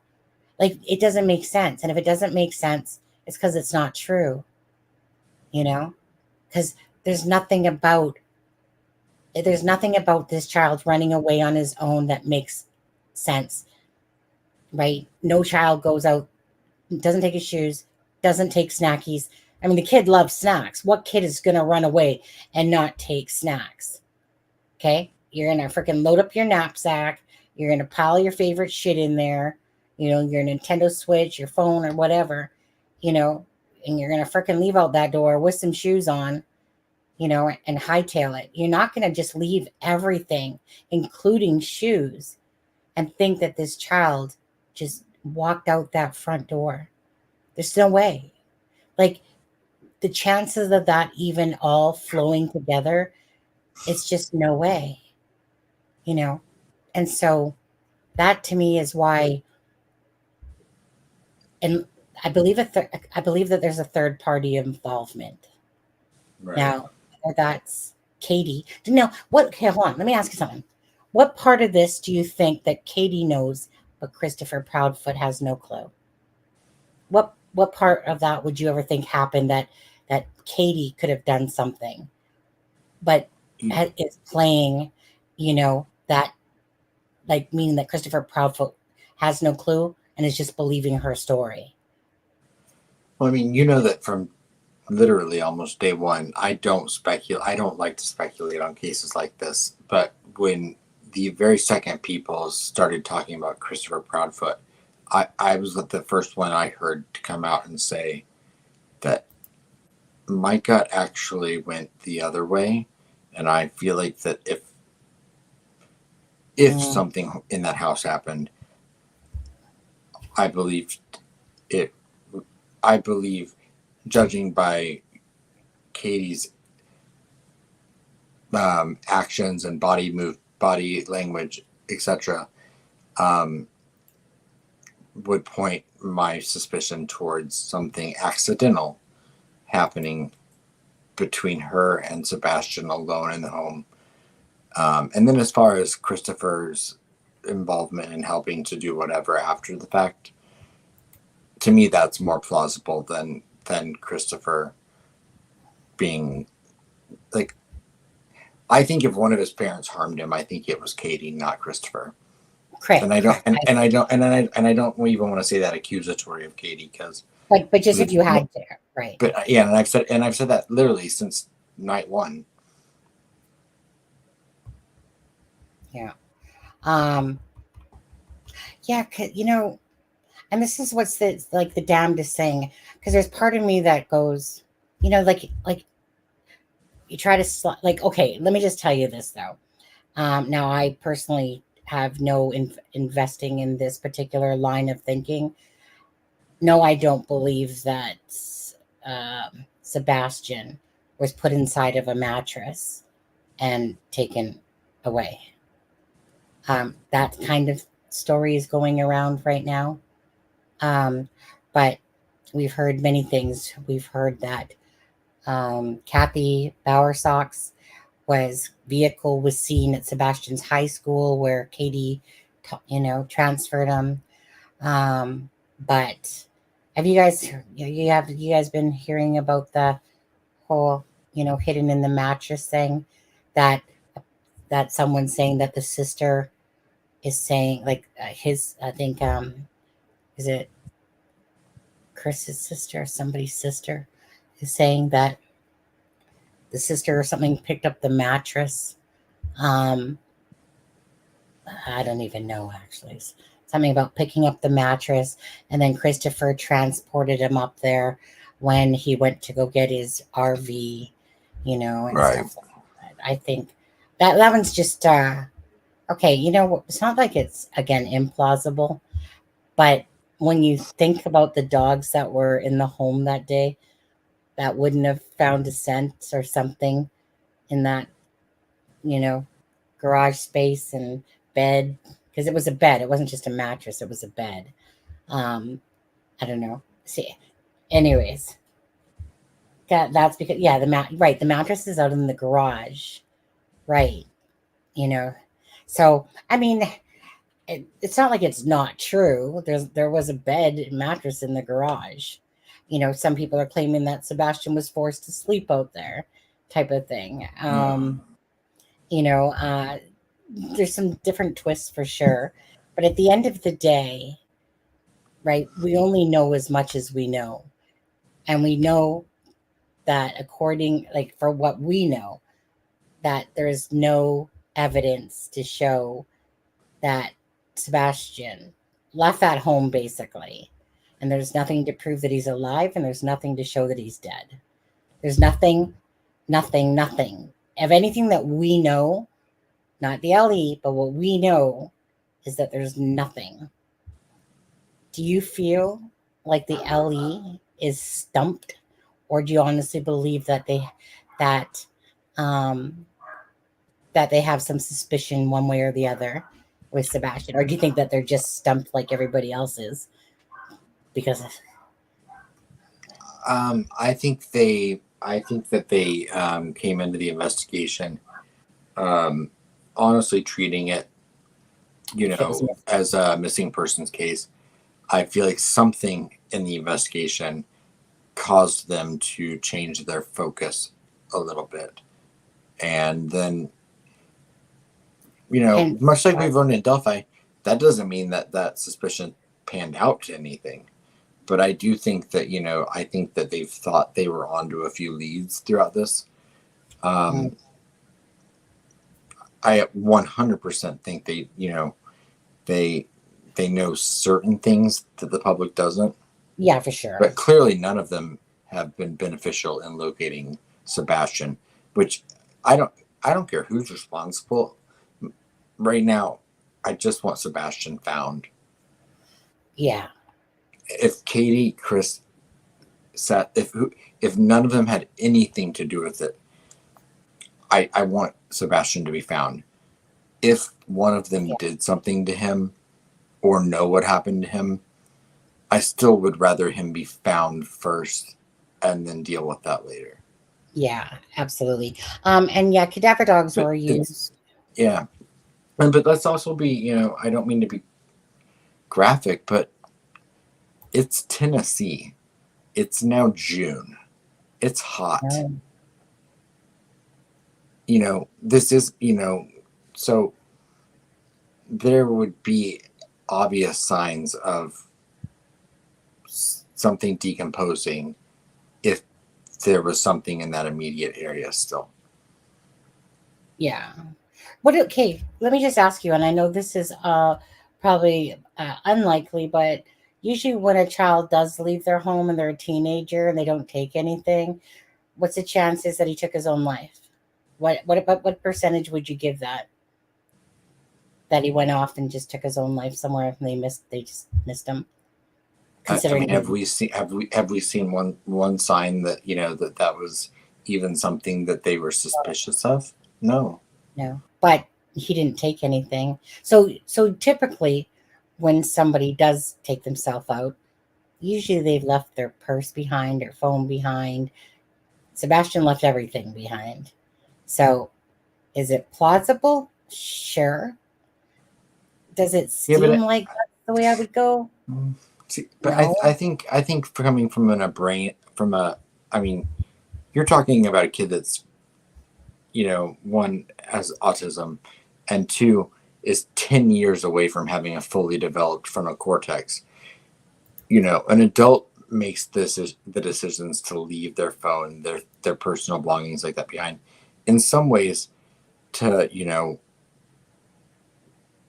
it's the reason that they don't, is the reason a lot of people will go away from, they don't want their loved ones to find them, if that's going to be what they're going to do a lot of times.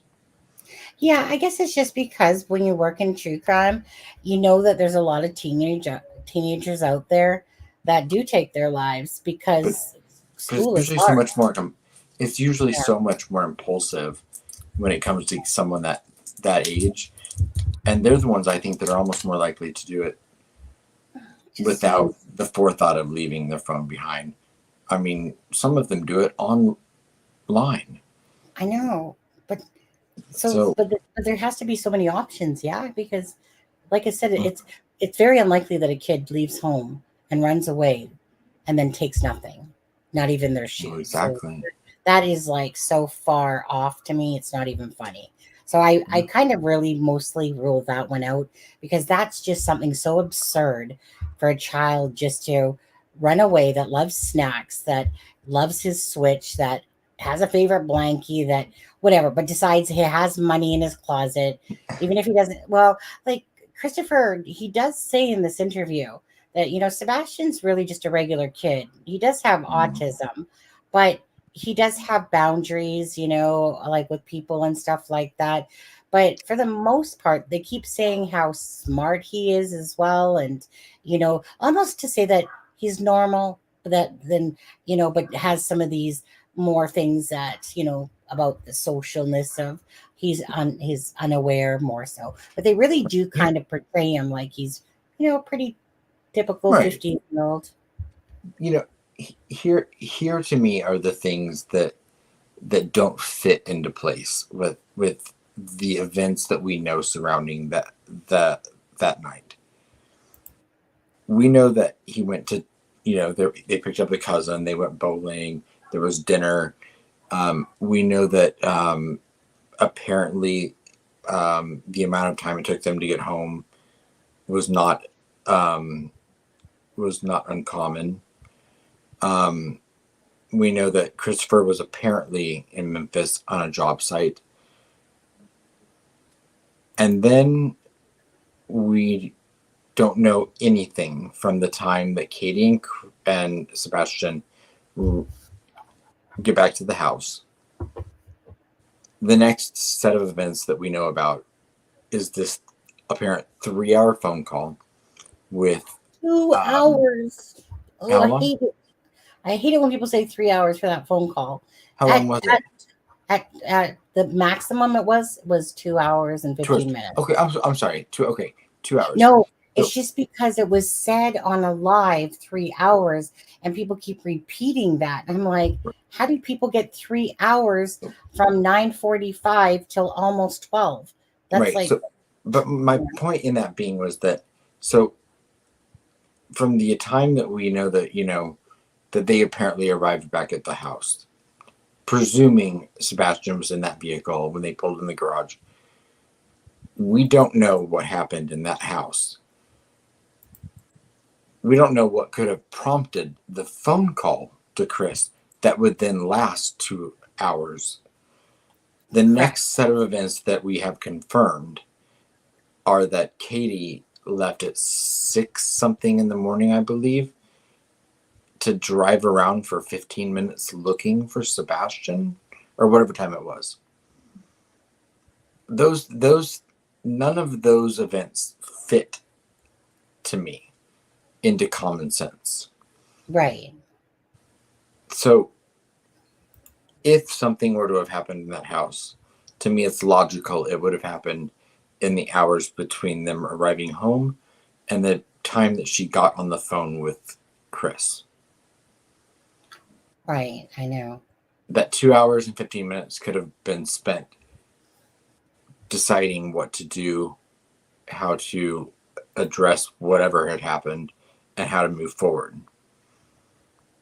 That's complete speculation, but that set of time is what doesn't make sense to me, because none of the actions that take place seem normal. Even the fact that she got up and drove around looking for her son very soon after finding out he was missing frantically, apparently. But then what? That lasted 10, 15 minutes and she decided to turn around and come home. And, and then the whole 911 thing, it was very orchestrated. Between, about how it took place. So, and from that moment on, there seemed to be a very organized way that the Proudfoots reported information and handled themselves. Mm-hmm. Hey, Charmaine. Hi. Are you done with your phone call? For now. Okay. Okay. I think I want to move on to the Maddie and Charmaine. Yeah, and, definitely. Aspen, like I said, whenever you guys got to go. But we're going to move on from Sebastian. Prayers for Sebastian, regardless. I don't really give two wops about the parents in this particular case when it comes to the focus, which is Sebastian, and the timeline of events. And honestly, it's such a hard pill to swallow, knowing that the only timeline we have is Katie's, and it could be so far from the truth. We don't know.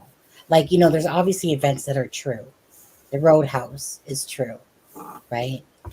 From that point on to the morning, I have no clue what's truly true for that, because what she's saying that about the thud, just a thud. He had carpet in his room. He didn't take anything. They're saying that he went out the front door. The dogs didn't bark, though. Goes by his shoes. It just doesn't make sense. When it doesn't make sense, it's because there's something wrong with this scenario. Don't And know I'd what like it to is. say that I agree 100% with everything that Aspen said. Yeah, I've never heard you say that about to me. Yeah. Well, Wait, could you repeat that, Charmaine? Yeah, go ahead, Charmaine. I mean, that's kind of why I was grinning when I came back. I wasn't sure if I wanted to say it out loud, but like you like plucked You the know he loves to thoughts hear it. directly out of my head. I think we Googled the same thing. Okay, so thank you guys for that part. Okay, so I'd like to, let's see here. Settings. Nope, settings takes me to that. Share screen. And Charmaine, you sent me, where is it? Oh, where is it? Oh, right here, criminality. Hey, Teresa, if you're around, it's been a minute.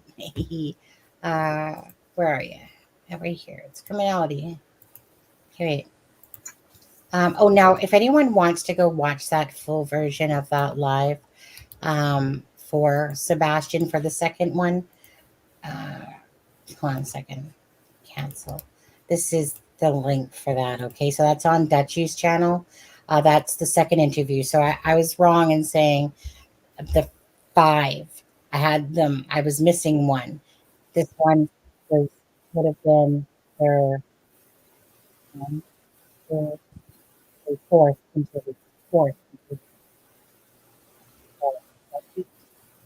WSMV, Caitlin Miller, back to Dutchie, then Chronicles of Olivia, and then Smileys, and then after that, Nancy Grace, and whatever else they've done on there.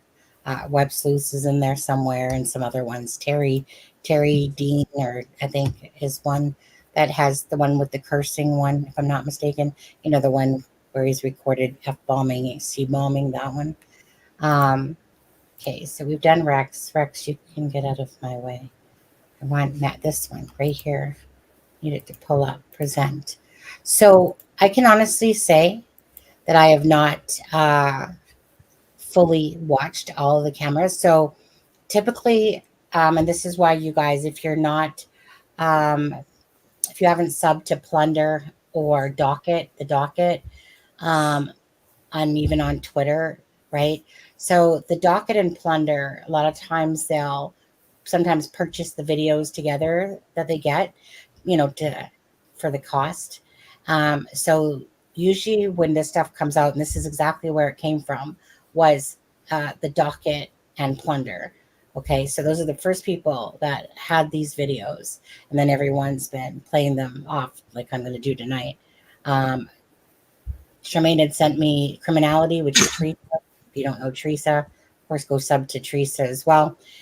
She covers a lot of Delphi and some other cases as well. But I guess Charmaine said she did a really good job on this. So I personally, although I knew that the videos were out, I personally haven't had time to sit down and watch them fully. So for me, this will be, I've seen a little bit, and let's just take a look at the thing.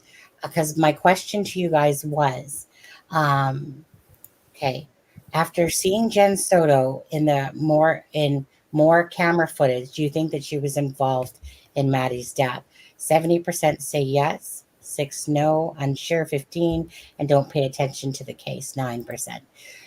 Charmaine, you've seen all these, correct? Have you, Adam? I've seen part of them. Okay. Charmaine, have you seen this all, right? Yes. Okay. So what is your feeling to that question? After seeing all this footage, Jen Soto involved with knowing? Involved, just involved, simple as that. Or no? Involved in Maddie's death? Involved, yeah, because she would have to be, really. No. Like, she wasn't there killing her, but I think that she was, in strictly my opinion, I think that she was regurgitating the story that he had told her. I think that she knew that there were other issues. I think that she knew about, or at least had suspicions about abuse and everything else, and telling her daughter to go and sleep in his bed, whatever. Yeah. She knows all that, and she knows all that is wrong. But as for this, I think maybe she had an idea something bad had happened, but I do not think that she was directly involved in her death or covering it up. do you think when she said she saw her daughter getting ready at 8:30, do you think that that was just like a mistake, that she got it mixed up, the wrong time perhaps? Or I 'cause think that he manipulated her into saying that to make their story more plausible, like to make him, he was probably, because I've dealt with people like this, he was probably, oh my God, they're going to blame me for this, blah, blah, blah. Right, so To tell them you saw her at this time, whatever. And she corrected him what Maddie was wearing that morning. Like, when you see this and you listen to it, it is bizarre, but she's not all the way there, but she's acting more like a worried parent would act. well, the little piece that I did watch, one thing I did note, that she was looking directly into the cop's eyes. She wasn't avoiding. So in the little part that I did see, because when somebody looks into your eyes, typically it's because they're telling the truth. If you're trying to hide something, typically you're going to be like, like what basically Dick Fuck was doing there.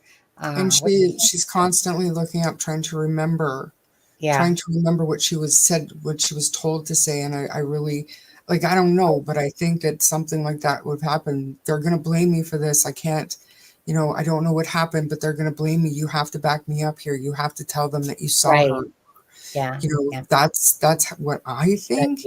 And yes, I know CJK, she's lying. She's lied, but I don't think it's to cover this up. I think it's to protect Stefan, because she really doesn't believe that he did anything at this point. Which makes it all the more creepy, because you can't not know what actually happened. So when you're watching this and you're seeing Stefan, it is so eerie and so Well, I was going to say, we'll watch it, and then me and Aspen and yourself and people in chat can all decide. I probably might put it on 1.25 speed just to hurry it up a bit. But you said that there was a part where it's boring. The dog search, it's not boring. It's something that if people want to watch it, they should go watch it. Number one, I hate the way this cop talks to her dog. I just think it's totally abhorrent. But Miranda, I want to say, look at her weeble wobbling and fiddling with her hands. Can we take that and maybe put it into a possible disorder? If she looks like she has a disorder when she's doing that. She looks like she's self-soothing to the nth degree, like maybe autistic or somewhere on the spectrum, where she's doing these These back and rhythmic forth movements. movements. That's not a normal self-soothing sway. Like you gotta, if you haven't seen it, you gotta watch it. Honestly, that piece that I saw when she was doing that, I was like, does she have a freaking disorder going on? Something's going on there. Like it's Yeah. not. It's Not, yeah. It's very definitely. rhythmic. It's very. It's Yeah. not self-soothing. And yes, Ivy, she was calling the dog a moron and stuff. Like I can't Oh, even really? like that. Yeah. Okay, well let's let's just play it out because I'll try it and see if it's okay at 1.25. Sometimes it can be, it depends how they're talking on there. So we'll just play it out and see on this one. And I'll take off the branding just so we can get the full feel of this whole thing. Boom, boom, boom, boom, boom. Okay. And play. Let's do it from here. 26.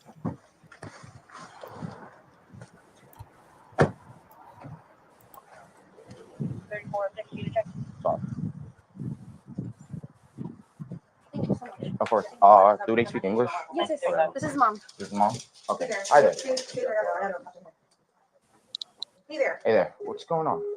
So my daughter was dropped off close to school this morning, but never made it. I went to pick her up from school. I'm sorry, one second. Go ahead, sir. Are we looking for another kid or we have a kid? Looking for another one. Alright, so people are still on the scene, let's put that out in the hospital location. How long? I'm trying to get there right now. Okay. So she was supposed to be dropped off at school, didn't make it to school. Didn't make it to school. I went to pick her up from school today, Okay. and she never came out. They announced it over the speaker, and I'm just like, maybe she walked here because sometimes she'll walk here to this office. Mhm. I came here, nothing. I went back to the school, they were closed. I got an email from the school saying she was absent, but I also messaged her teacher, and he looked at her entire attendance today and saw that she was completely not at school today either. Okay. So she never made it. Okay. What's her name?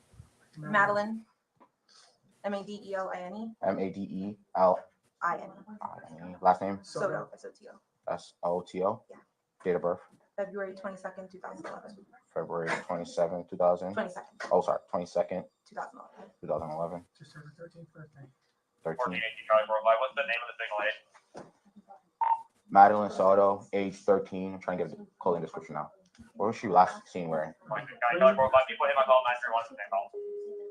Green hoodie, Green hoodie. white Crocs, White Crocs. either blue or black pants. I think black shorts. Black shorts. Yeah. Black shorts? Okay. Black shorts. All right. Do you know if she has like friends in the area? She does, but she doesn't know where they live. She doesn't know where she lives. Okay. I asked all of them. Okay. Is this like, does she like have any places that you guys know that she'll usually be at? Any friend's house? Any places that like she likes to hang out? Typically, no. Not typically? No. Okay. Just give me 1 second. Let me see if it's in. Thank you. No problem. And what school she goes to? Hunters Creek Middle School. Hunters Creek Middle? All right, cool. 125. It's hard to watch this knowing what we know about You guys have, Stefan. do you have a picture of her?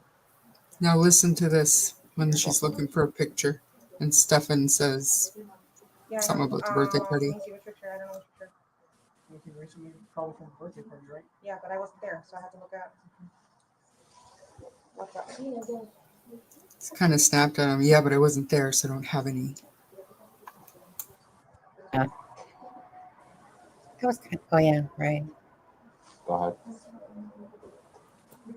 That's what I'm about to grab right now. Yeah. All right, cool. Thank you.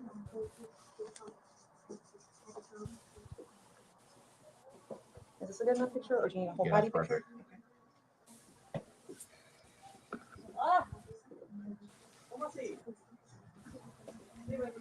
What about your dog? I don't know. I got you. Okay, where's the photo? Right there. It's on WhatsApp. That's fine. You see it? I saved it on my photo, so you could go. You saved it to your photos? Yeah, but Perfect. yours That is a birthday picture that they just showed, wasn't it? That was the one behind the purple screen. Yeah, I'm not sure.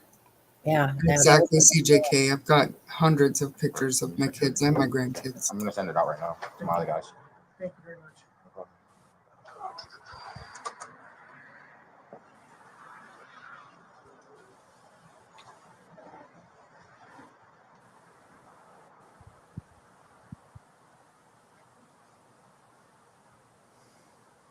never showed up. So they called since I don't know when, but whenever they what did she say that when she called? My question is not why is it not a code 3 when it first came out?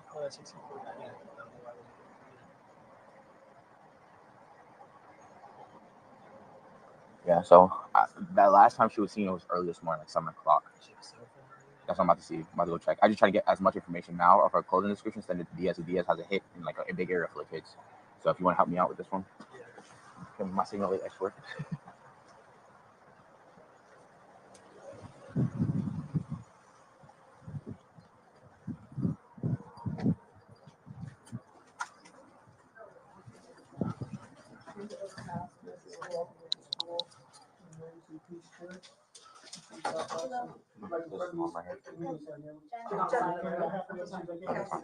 By any chance, does she have a phone number or phone? She does, but she left it at home today. I have it. You have it. And I've already gone through her messages. Okay. How about does she have like Apple Watch? She's got a device. The only device she's got on her right now is her school laptop. A school laptop? Is that trackable? I don't think so. I don't think so. It should be. If the Wi-Fi is turned on, it'll try to connect to the Wi-Fi. So here. Okay. Does she know her history of LA or anything? She was hanging out last Possibly, I don't know. She got dropped off. She was like, so she's embarrassed by his car. So she didn't want to be dropped off at school. She wanted to be dropped off like half a block away so she can walk. But he dropped her off half a block away and drove away.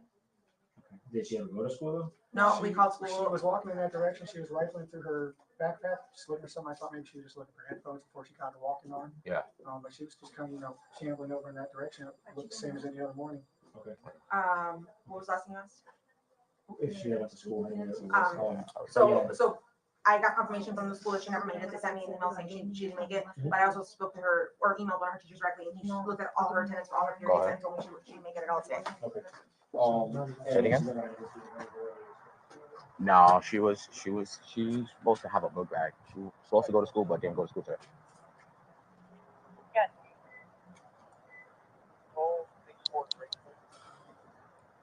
Okay. All right. Battery FGOA 212319 Turtleback Loop. Third party for Saturday. Okay. Complaints All right. children by two juvenile males. Request to Say it again? only answer code 219.5. I'm trying to figure out secondary spots, but so far negative on anything.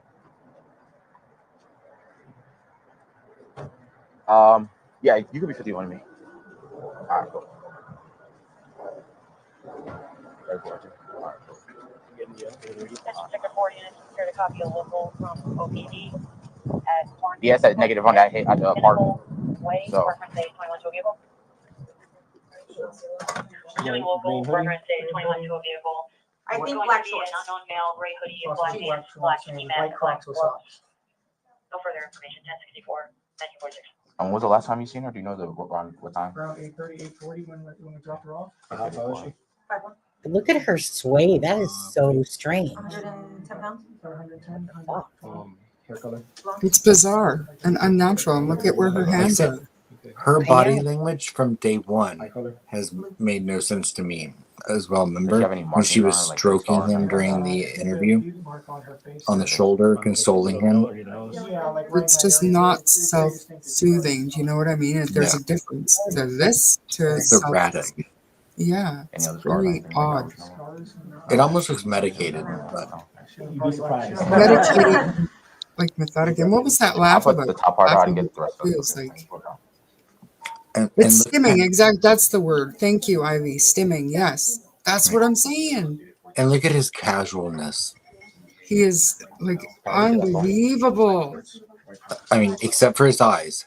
His eyes are giving him away a little bit, but everything else is relaxed and casual. He's so disgusting, though. He is so disgusting. I know. He knows what he's been doing for half the girl's life. He's probably got that in his head right now. Like, I'm getting a random 407 number. He ain't thinking about her missing. He's thinking about what the fuck did I cover up my tracks. Like That's right. He's thinking about her wearing those white Crocs or something disgusting. He's just a disgusting pig. And how it all affect Paperwork. Does she have any social media? Oh, or I anything like hate that? him. She has Instagram. Just family cousins.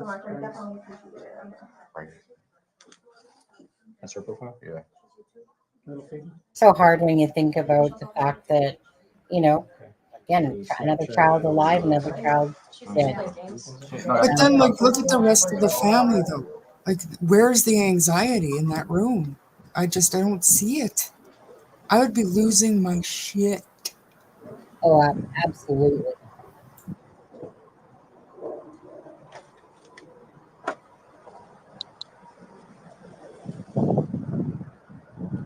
A mile away. So just preparing your. I'm just preparing you for future. Yeah. Hey, I think Start this stretching is out. the dark parts, and it goes all the way to Happen, but I just gotta get 3130, I it believe. I have to have my camera on for it too. So. Hi. Okay. I And he want to watch doesn't a little just of it. sense it all. He poops like 3 times. Okay. And she doesn't clean it up. Oh, really? Hold on, buddy. I gotta fix it. I gotta watch a little bit of this because I never seen it. I'll watch a little. Fix your lead. Hold on. I gotta fix it. I know. He whenever I open the door, he wants to jump out. Hello. I'm just wondering. It's gonna be hard to tell whether she went left or right. But I don't know if she was trying to walk back home on her own or if she was trying to go to her friend's house. Probably the most I'll say is she would walk back to the grandmother's job. Her grandmother's job is like straight that way. So that's probably like the only way. Yeah. But grandmother never saw her. Grandmother said she never saw her. Yeah, especially residential, especially all these That like hurt somewhere, but I mean it's just for her at this point.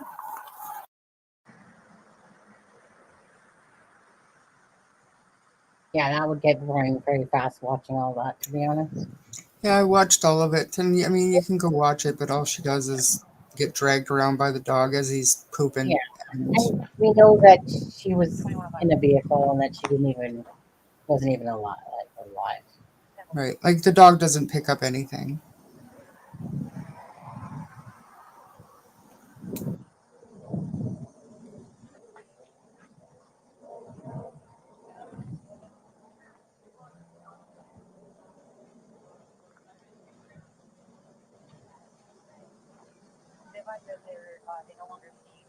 There's more camera footage than that, right?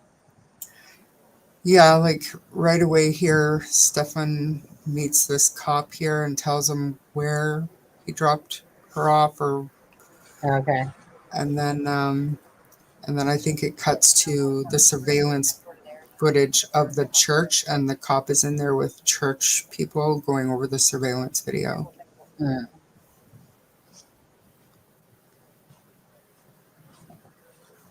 Teresa just did a really good job of putting all these clips together so that you're not kind of looking for every one of them. I think there was like 4 or something, I want to say. Yeah, or I think there might have been more. Maybe. Like maybe 5 or 6.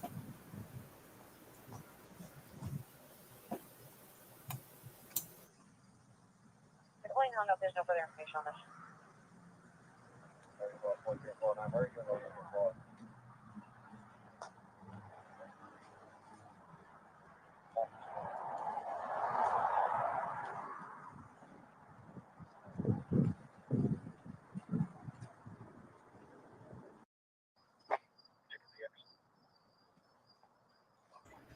I mean, I can't be asked to watch shit that's not really happening 26 standby. in the video. Like if it was, I don't know.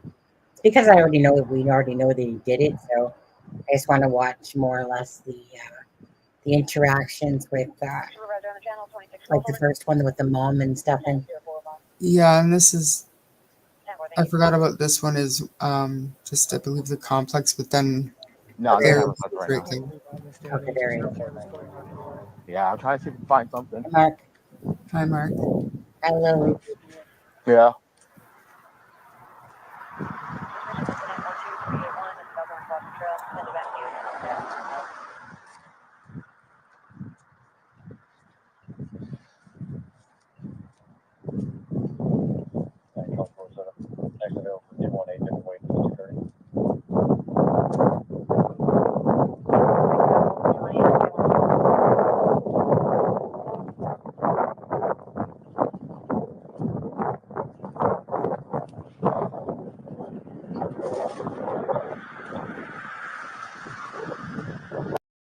Nobody.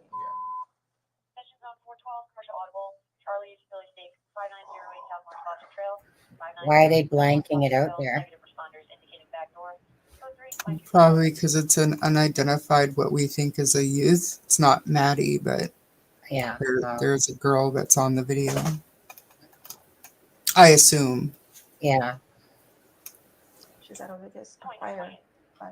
Oh, maybe the one at the church where it's not her.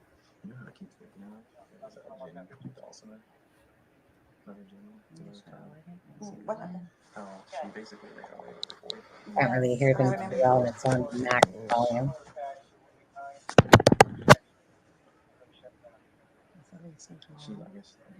She's still sitting there.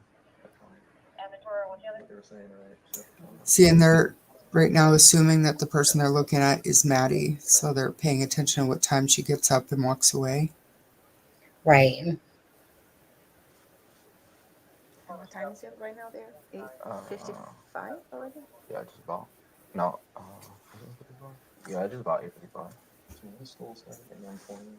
Yeah, like usually Olivia leaves here at around 9. She walks 9:05, 9:10. They have to be there before 9:30. That's when the first bell rings. Yeah.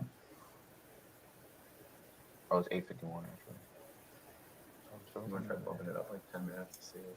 Well, honestly, can't be asked to watch something you can barely hear.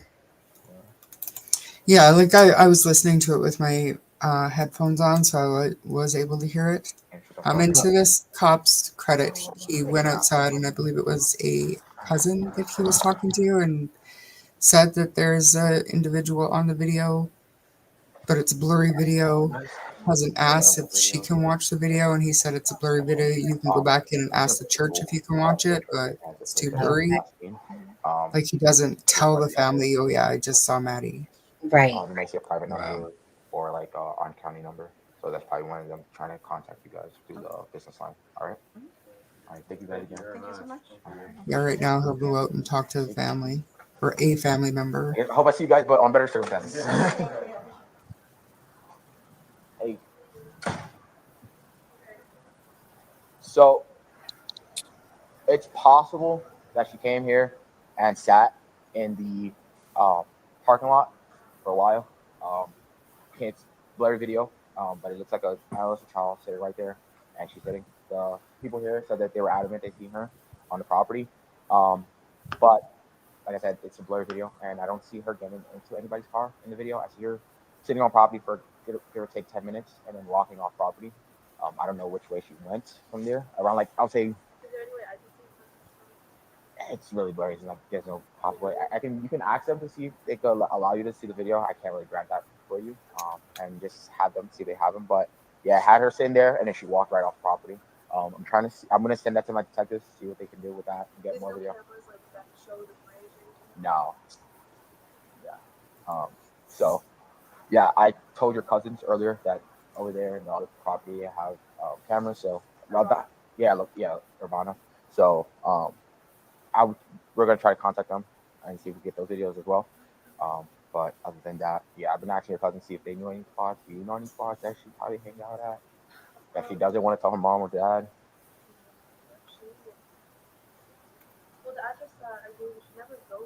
Oh, Yeah. I know she was popping in and out like popcorn. Yeah. Adam, are you losing your connection? Yeah, it keeps kicking me out for some reason. Sorry. No, that's okay. Mm-hmm. Yeah. Yeah. I have no idea. I didn't see any like Crazy stuff. But yeah, me neither. Yeah. I didn't see her trying to like plan anything. And I just really don't think she's the type of Just walk up and leave. I don't see her leave at all. Yeah. I know like around this time, it's usually like, they have like school events or something like that. So that's what I'd probably say. She probably told you guys something. And yeah. Okay, so in all fairness, that's pretty much about it. Mm-hmm. Jonathan, so, go And ahead. the police, somewhere in here, I can't remember exactly in which clip, but they're talking in a cruiser, and they basically surmise that Madeline purposefully left her phone at home, knowing that that could be tracked, and she didn't want to be found. Unfortunately, that was kind of the thought of these police officers. Okay. Yeah. On there. Yeah. So I thought there was going to be more footage of the mom and Stefan Stearns, to be honest with you. So in saying that, I can't say one way or the other about the What do you mother. think of that swaying though? And like she had decent eye contact, and when she wasn't making eye contact, she was looking up to the side, like she was trying to remember. To me, she was reciting and trying to remember the story that she was given. Yeah, definitely. She was definitely remembering the story that she was given. I still have an issue with her saying 8:30, but I can understand if he said just, say that you saw her at 8:30 because, type of thing. I can see him saying that. You know what? I'm sorry, but she reminds me of one of the biggest ditzes in a sense, like an airhead, to be honest with you. That's probably not the right word, but that's how she comes across to me. Like someone that literally lights on, but nobody's home. Like she really comes across very naive, very Very. flighty, very insecure, very like she seems like she's a very easily manipulated type person. Yes. And let's be real, that's exactly why he chose her. That's Right. exactly why he was there. Yeah. And that whole rocking was just effing ass weird. It's not. Who the heck rocks with their like that was a weird rock. It was almost like a popping, like a, you know what I mean? It wasn't a natural soothing behavior. It was like Ivy said, it was like stimming. It was like robotic. It was something that she just involuntarily was doing. Yeah, drugs. Like I would have said she was on drugs if I didn't. You're right. Like I would have thought she was on some sort of weird drug or had some sort of twitch or tick or something like that. I don't know. No, not looking to the side, Ivy, but when you look up to the left, I think you're remembering, and up to the right, you're trying to concoct. You're trying to. I remember something about that. Yeah. One of the I can't remember which is which, but she was looking up to the right. I look up. Unless you're cross-eyed, and then it's hard to tell. Right. Yeah. That's not a myth. The behavior panel said so, Ivy. Yeah, Ivy, come on now. It's not a myth. Stop ruining my life, Ivy. Yeah. Kind of how like all left-handed people are psychopaths. We know that's a fact. Yes, and they all have beautiful writing, which is very peculiar, especially the boys. Yeah, we're all they've became so aggressive over the years and years of not having desks made for them or pens made for them or anything else, that they start taking their behavior out on others, like Sunny. Like Ivy right now. What is wrong with you, Ivy? I know. I'm going against the calling that cute little behavior panel analysis guy, and I'm telling him what you said. Exactly. Have him school you. At the end of the day, okay, so with this case for me personally. Should I take Ivy's side? Why would you? She's wrong. Pretty sure she's neurodivergent. Well, I feel like she has a little bit more expertise than some of us. Than us, yes, but no. Your panel? No. I'm just reading in the comments. Like 4 people. If she's neurodivergent, that could explain it. Okay, tell me that's all I'm saying. Tell me what neurodivergent is. Ivy, are you saying that you don't think that Jennifer Soto was trying to remember what Stefan Stearns told her to say, the story that he told her? She wasn't trying to recall that as she was talking to the cop? She was either looking at the cop or she was looking up, remembering what she was told that happened. So my eyes, if I'm trying to remember something, my eyes will go up to the top too. I'll be like, Yes. It's like that's a normal thing to me though. I usually just roll mine and decide not to try to remember. Well, I definitely. close my eyes so people don't know if I'm trying to remember or not. Well, Aspen, we know rolls his eyes. He's an eye roller because we've got enough lives where he rolls his eyes. I'm an eye roller too. If I don't believe in the shit that's being said, typically my eyes will roll like, yeah, whatever. Yeah, I can't even, it's involuntary, can't even control it anymore. Once you hit 50, that's the end of it. Just like, Just like, yeah, sure. I will say, regardless, I like to see all sorts of evidence. So, I'd love to read whatever Ivy has, because I'm always curious about everything. I think But Ivy if there's a thought process about something else, I want to hear about it. Okay. I think Ivy should do a live stream on it. Yeah, I think so, eh? Yeah. That's what I think. On her birthday. Yeah, when's her birthday? Make her feel as uncomfortable as she's making us feel. Wait, wasn't your birthday New Year's or something? Ivy, and you say eye rolling is involuntary, and as someone that has control issues, I don't like things that are involuntary. So that's why I'm like, damn, because I don't like anything that I can't control, and I can't control my facial expressions sometimes. You sure can't. Neither can I, though. Just a news flash for everybody. Ivy can be wrong. Ivy, doesn't happen often, but I was going to say it 5 minutes ago. Ivy, it is okay that you can be wrong. It's okay. I still want to hear her evidence. Absolutely, I do too. And I'm not kidding. I think she should come up and explain herself. Because I'm not close-minded like some people, and I keep an open mind and an open heart, and I want to hear all sides of everything. I'm the most unbiased person, I think, on this panel. This is involuntary. I'm trying not to smile. Yeah, she believes what he's saying too. I mean, the amount of times I've had to sit here and defend, neutrality in the Delphi case, so that oh my gosh.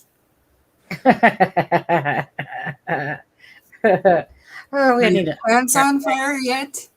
I know. That's why you turn the camera off. Exactly. So I just miss Charmaine, so I'm giving her as much crap as possible. She knows that. Well, actually, we still prefer if you were dead, like the Facebook post said. To be honest, you're about to see me ditch because I'm about to go to bed. But we're all ditching is what was going on here in a minute. But I want to just say this about the case. So, so I personally for the little bit of footage that we've seen at the start, the rest of it. Thing is, the poor girl's dead, sadly, and we all know that a-hole did it to her, and so for me it's like I move on from something, but because this camera footage had come out, it's kind of like there's nothing we can do to bring her back. Now it's just a matter of if Jen is ever going to be charged with anything at all. Probably not, to be honest with you.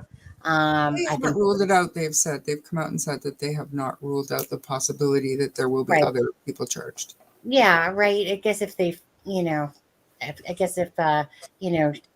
she's definitely not going to get nothing like Stefan Stern. I don't think if she did, I think it's going to be hard to prove for her.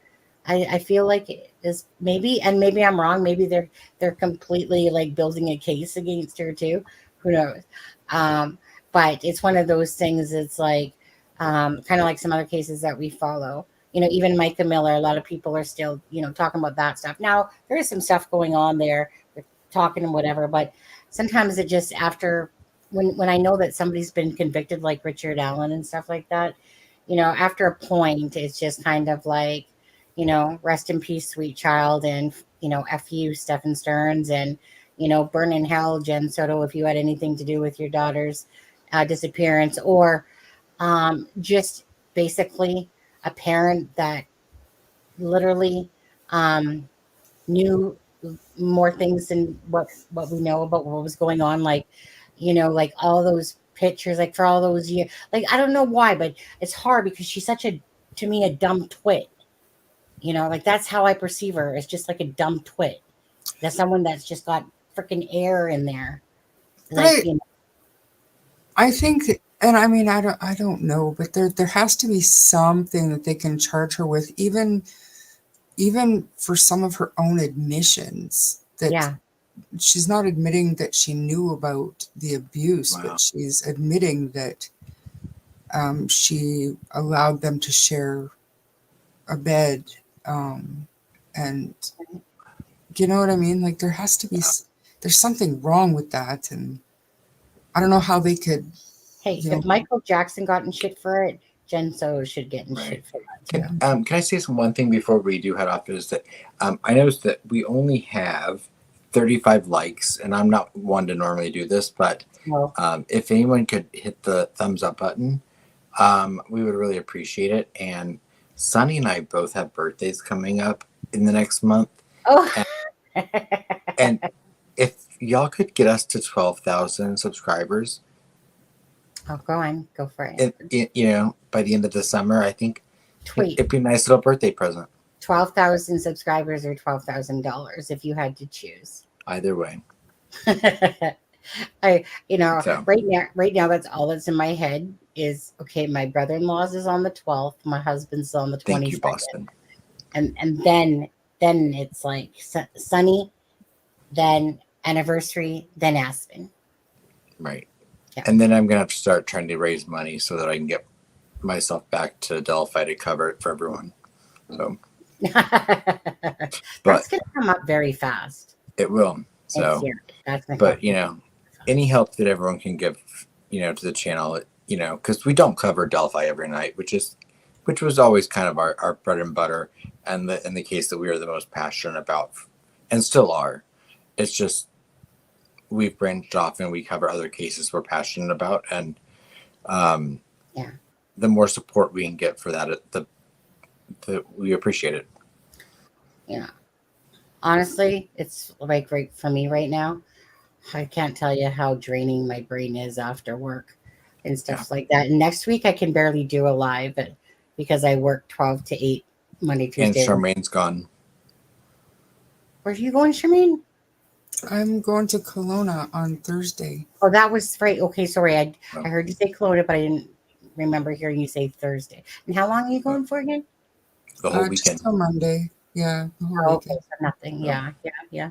So it's just one of those things. Yeah. If anyone watches it, if they can hit a like, and yeah, Aspen usually never says that at all, to be honest with you. So, but you know what? Because it's one of those things. Is like, you know, I don't know, Aspen. I feel like.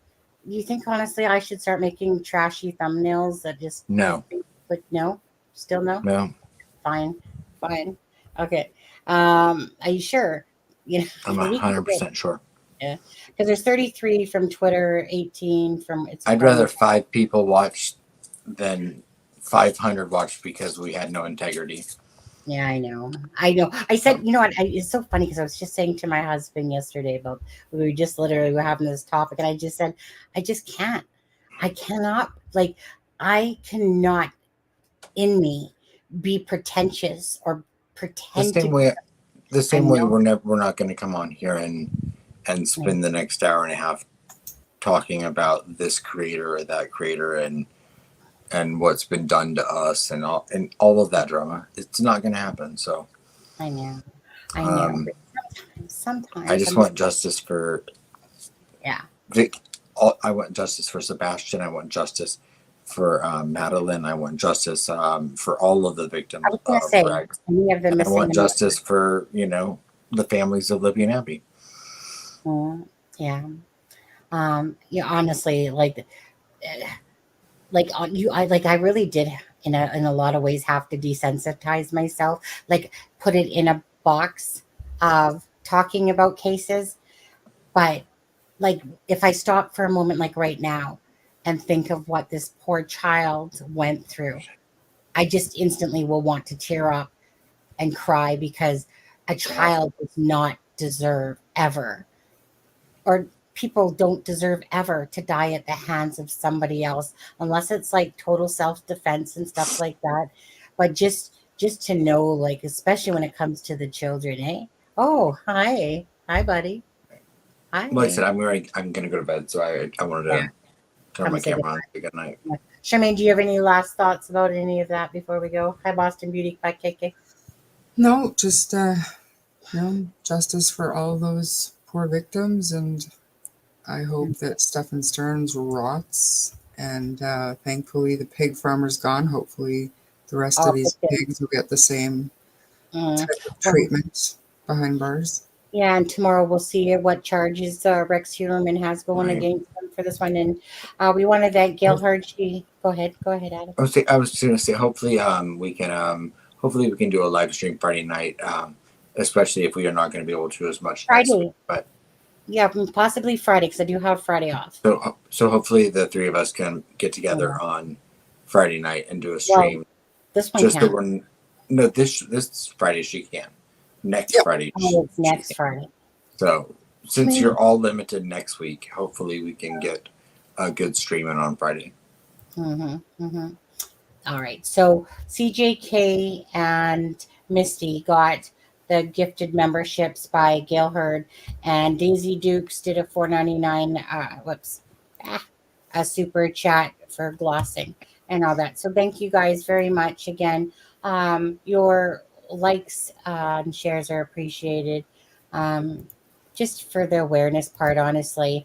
And hey, if we get a few subs, I don't know, the subs lately, it's funny with the subs, you guys, because it's funny always to me. It goes up 5 or 6, down 5 or 6, up 5 or 6, down 9, up, whatever. And that's what it's been doing. Sometimes you just go through those phases, where it's just like it just goes up, back down, about 5 or 6. That's what I've been watching it do for the last few weeks. And at the end of the day, what you gonna do? What you gonna do when they come for you? But anyways, you guys have a great night. Again, prayers for the missing and the murdered. And I truly do hope for Sebastian, because obviously we know Madeline's gone. We know that Rex Heuermann has taken the lives of probably more than we even know about. And as for Delphi, that's just a matter of time to see what happens in that case. But prayers, of course, for Abby and Libby. And prayers that Sebastian is found somewhere alive at some point with that case as well. All right. So other than that, you guys, good night. Good night, everyone. All right. Good night, you guys. Have a good one. And here goes the outro. Bye, guys.